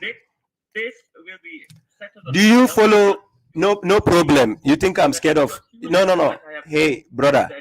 Bro, don't come on my page and be emotional. Now you are calling Judgment Day, Yawmul Qiyamah. Don't do that. Are you emotional? This is not emotional. You and whose deen? No, you and whose deen? This is about having adab, about not accusing people of false things. Where is the false accusation, ladies and gentlemen? Please tell me. You think that I have come here with an agenda to... You have an agenda. If you don't have an agenda, what kind of naive questions will you keep going in circles with? Naive questions? You couldn't even explain what hikmah is. I just explained. The audience are watching. You want me to use my own opinion to explain something? That's a foolishness thing to do. They are watching, and you look silly, right? Because you keep making mistakes with. Where is the mistakes? I've been teaching people for years on my line here. You are trying to actually bring your stupidity to my program. Ignorant people can pretend to teach. This is nothing. Everyone can go on. Look, no ignorant person can teach. How can use the word ignorant? How can an ignorant person teach? An ignorant person doesn't know something. How can he teach? Tell me. Can you see? Have you seen an ignorant driver before teaching people driving? Can I answer? No. Have you seen an ignorant driver teaching people driving? Can I answer? You answer what? What do you want to answer? Have you seen priests teaching the Trinity? Are they wrong? Are they ignorant? Yes. Have you seen priests? Yeah, you can talk about the priest. I'm talking about teacher. Have you seen an ignorant teacher? The moment a person is a teacher, how are you classifying him an ignorant person? You caught what? No, you are obviously a mushrik because you follow hadith, because you are trying to go into circles just to prove your hadith at this point. So you are a mushrik. Because what else are you? You are the bozo. You are a bozo. Because I catch you and everything's recorded. So what? You are exposed as a bozo. Oh. Fake teacher. You are laughing to escape, but you no. Say somebody who cannot show his face. You are telling me I've been exposed as a what? No, repeat that. I've been exposed as a what? As your favorite word, the bozo. Ah, my favorite word. So you be watching you. You know the favorite word. So all this while you were a mushrik and you keep hiding. Don't do that next time. If you are a mushrik, just be in it. Be confidently presenting yourself as a mushrik. Don't hide, please. Next time, don't do that. Charlatan fool.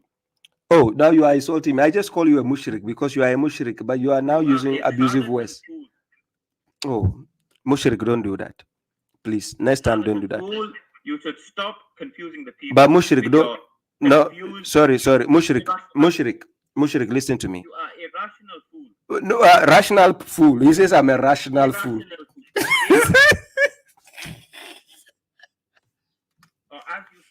Ladies and gentlemen, help him out. He says I'm a rational fool. Have you ever seen a rational fool? Look at your stupid examples. Can an ignorant person teach? And then I give you examples. Then you just laugh like an idiot. Where is the ignorant person? Even the priest is not ignorant because whatever they are teaching, they have evidences for it. It might not make sense to you, but they have evidences. You are just stupid. Now you're trying to defend. You can insult me all you like. I just made you famous. Thank you. Now you're trying to defend the No. Thank you. Oh, he says I'm defending. Mushrik, go and rest, okay? No problem. You. Thank you. Huh? All the people you call mushrik. Thank you.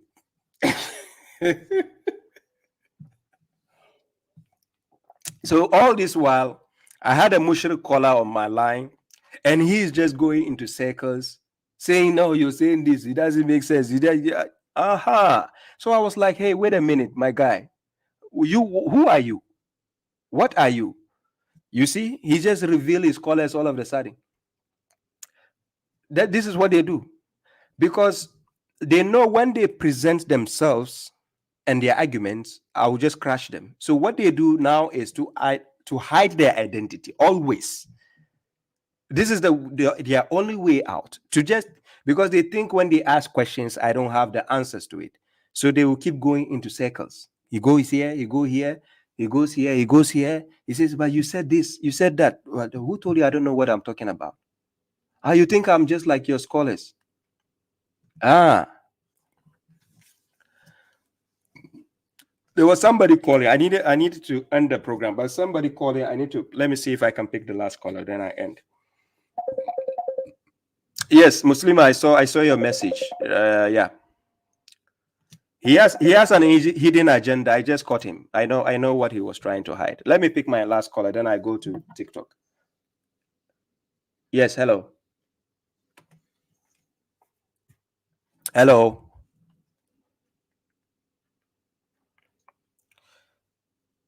Hello, you call me, you are not speaking.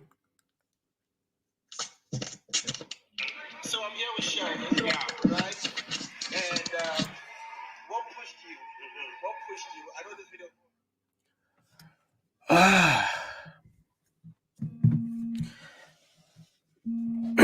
Yeah, he was trying to get me angry, so he was trying to use the "I got you" moment.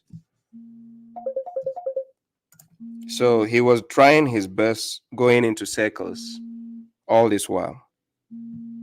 Hello? If you are not speaking up, I'm going to block you.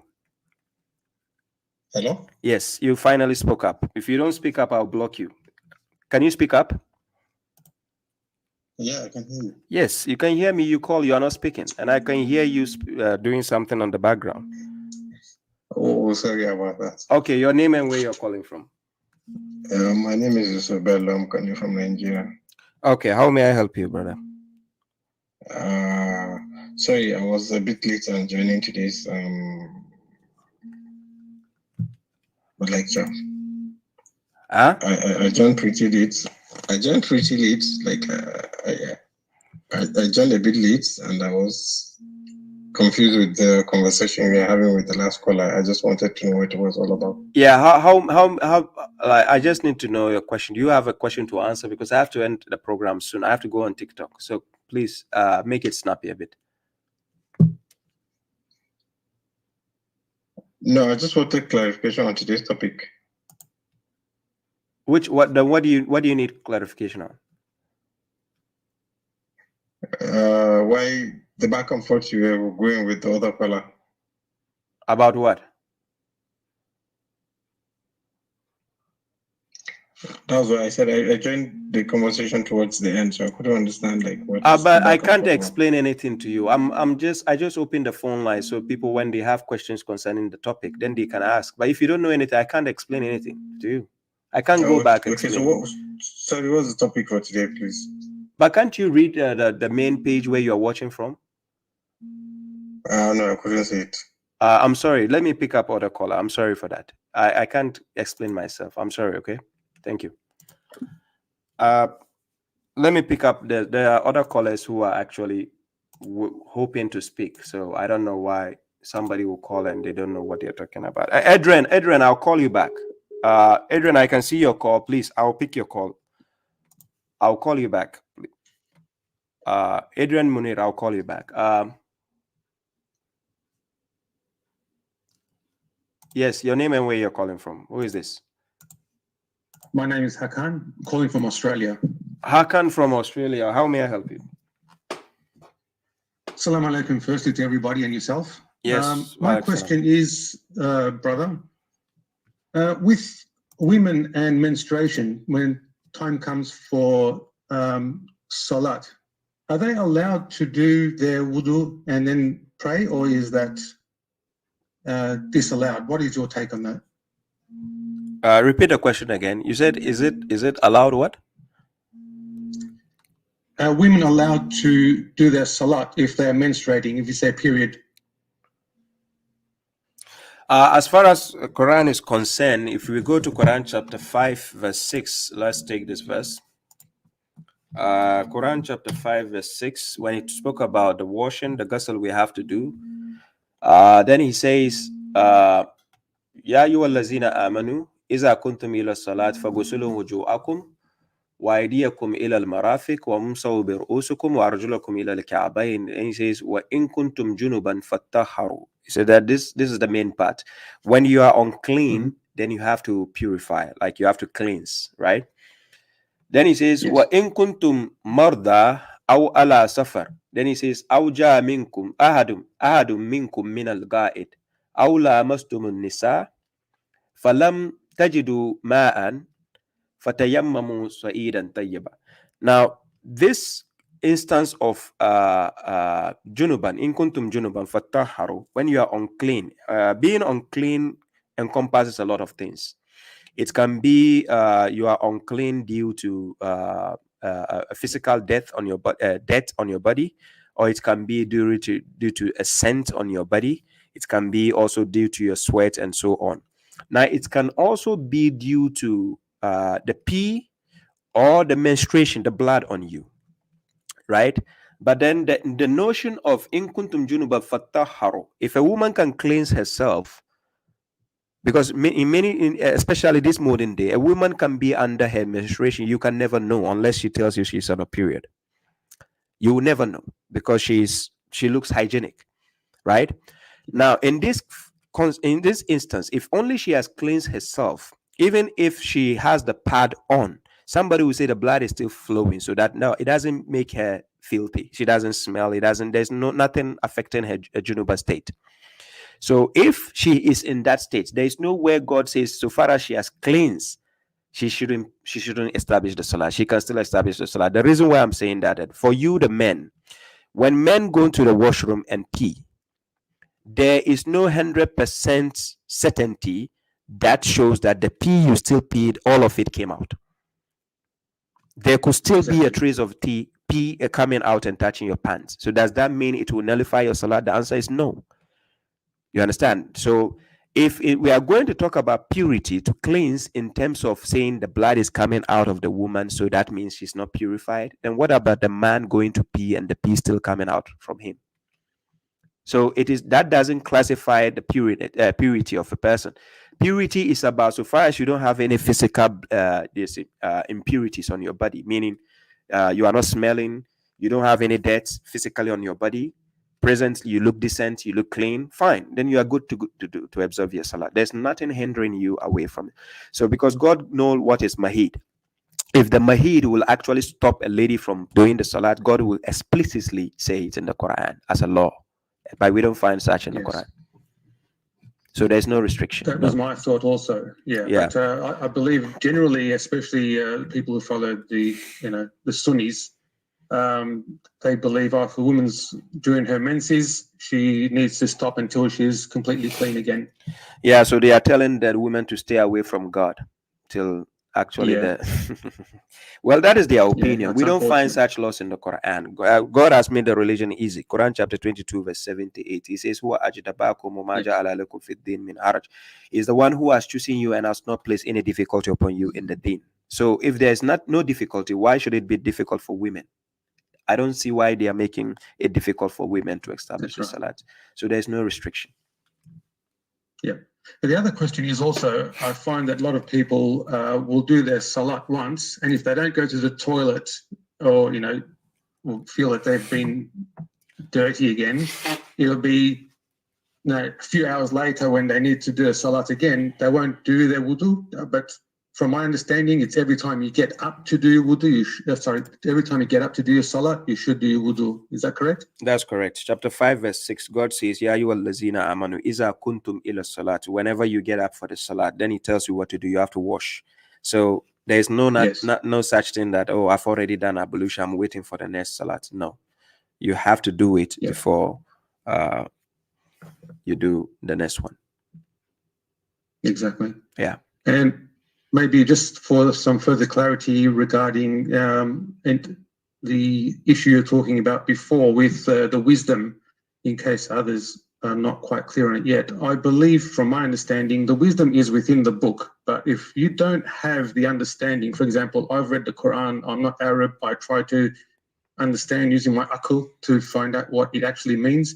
But if someone such as yourself who has better understanding, or someone such as the Prophet sits down with you, or the messenger sits down with you and explains, that's when you gain the wisdom from that book. No. You see, we that follow the Quran alone for guidance, we have that understanding. We take our wisdom from the Quran. Sectarians, however, who take their sources of guidance aside the Quran, they will not agree with us. And this is why they try to let us fall in the trap of going with their opinions, like taking, from the external sources. You get the point. And like the caller who called earlier, he was trying to see if I will incline to the notion of going outside the Quran. So he kept going round in the circles with me, kept going round in the circles. So when I explained something to him, he said, no, this doesn't make sense. You understand? Because to them, hadith makes sense more than whatever you say from the Quran. That's right. That's the point. So, of course, the hikmah is found in the book, and we follow it. That's it. Yes. Yeah. So thank you, brother. Okay. Thank you very much. You're welcome, brother. Thanks for calling. You stay tuned. So if you're on TikTok, kindly join TikTok. I'll be going to TikTok for about 2 hours before I go. Thank you. Okay. Thank you. Peace be upon you. Peace. Munir, you should be my last caller. Let me pick up your call then.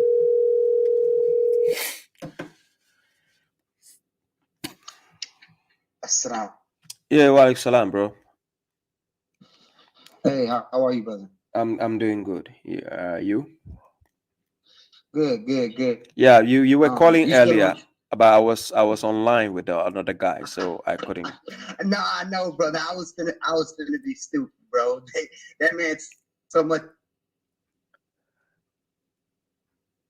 Dinar a month, I would bring you to the guidance. Yeah. Just listen out to you. We're trying to get you because that man wasted everybody's time. We might as well put a spin on it. No, I know. I actually I didn't know his stance, so I have to keep giving him the lead to see where he's heading to, so that I can know who he is. So that's why I kept allowing, because I know people who lack patient listening to him, because he was going into circles. So I was leading him on till it gets to the point where I can turn the tables around, and I finally did that to expose him. That's why he became emotional. Yeah, I was in the comments because there was this one dude like, Baba's not answering. And I was like, there's nothing to answer. There's nothing to answer. Sincerely, we all see. Exactly. We saw through him. Words over and over and over again. Exactly. I've already answered his questions, but he's just that because it's not coming in the line of the hadith, so they are never satisfied, right? Because they want your answers to come from external sources. This is what they want. So ever since he stepped on, when we started with the book, the hikmah, the judgment, even simple statement I was asking him, he couldn't answer clearly. You understand? I was taking him to the subject matter and everything. He was just oblivion to it. He didn't even realize that while he was trying. I mean, I guess he thought he was a little bit smarter than the regular hadith, in high step with how do you pray and all that. Yeah. Bro, what genuine believer comes out of nowhere and is like, I really can't get past the hikmah versus the book? Like you're looking for something. Yeah, he's looking. It's pretty obvious. Exactly. I even took the time to read from verse 22 to 39 for him, and he still asked me for him. And then yes, for him. And then he says, "Where is the hikmah?" What? He said, I just read it to you, and I told God says, he says, this is what we have inspired of wisdom. You are still asking me, where is the hikmah? What? Hello. I'm like, hello, what? Seriously, so that is where I decided to fish him out. I'm like, no, wait a minute. I said, who are you? I asked him, who are you? And he says, he's asking me, he's asking me, what do you mean? It's like, should I explain English to you now? I'm like, right. Suddenly we don't speak English. Oh, thank you, mashallah. I appreciate it, my sister. Yeah. So, brother Adrian, I need to end the program on YouTube. I need to hop on to TikTok because my time is getting closer enough. So, hey, salam, Chris, I see you reflecting in Islam. Yeah. So, brother, it's nice calling. It's good to hear your voice. My greetings to you. My regards to your family. And let me hop on TikTok. We keep in touch. Yeah, salam.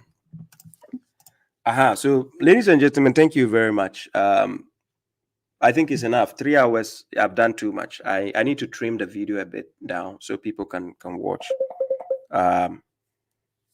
There's another person calling. But thank you very much. Right? I'm going to TikTok. So kindly join. If you have TikTok, please join me so we can have fun. Right? That place, like I have time for every mushrik. Come and do any nonsensical thing you want to do. I'm there waiting for you. So join me on TikTok. Ladies and gentlemen, this is babashuaib, the correctional officer. I bring the topic to an end. And sorry if I couldn't answer some of your questions. I think Sister Hannah was asking a question. I don't know if I answered you. But if I did not, please kindly send me a message in the inbox and my WhatsApp, and then I can answer. So thank you, ladies and gentlemen. Till we meet again next week. But other than that, see me on TikTok and let's have fun. So this is where I bring the topic to an end. And I'll say peace out to you. We go.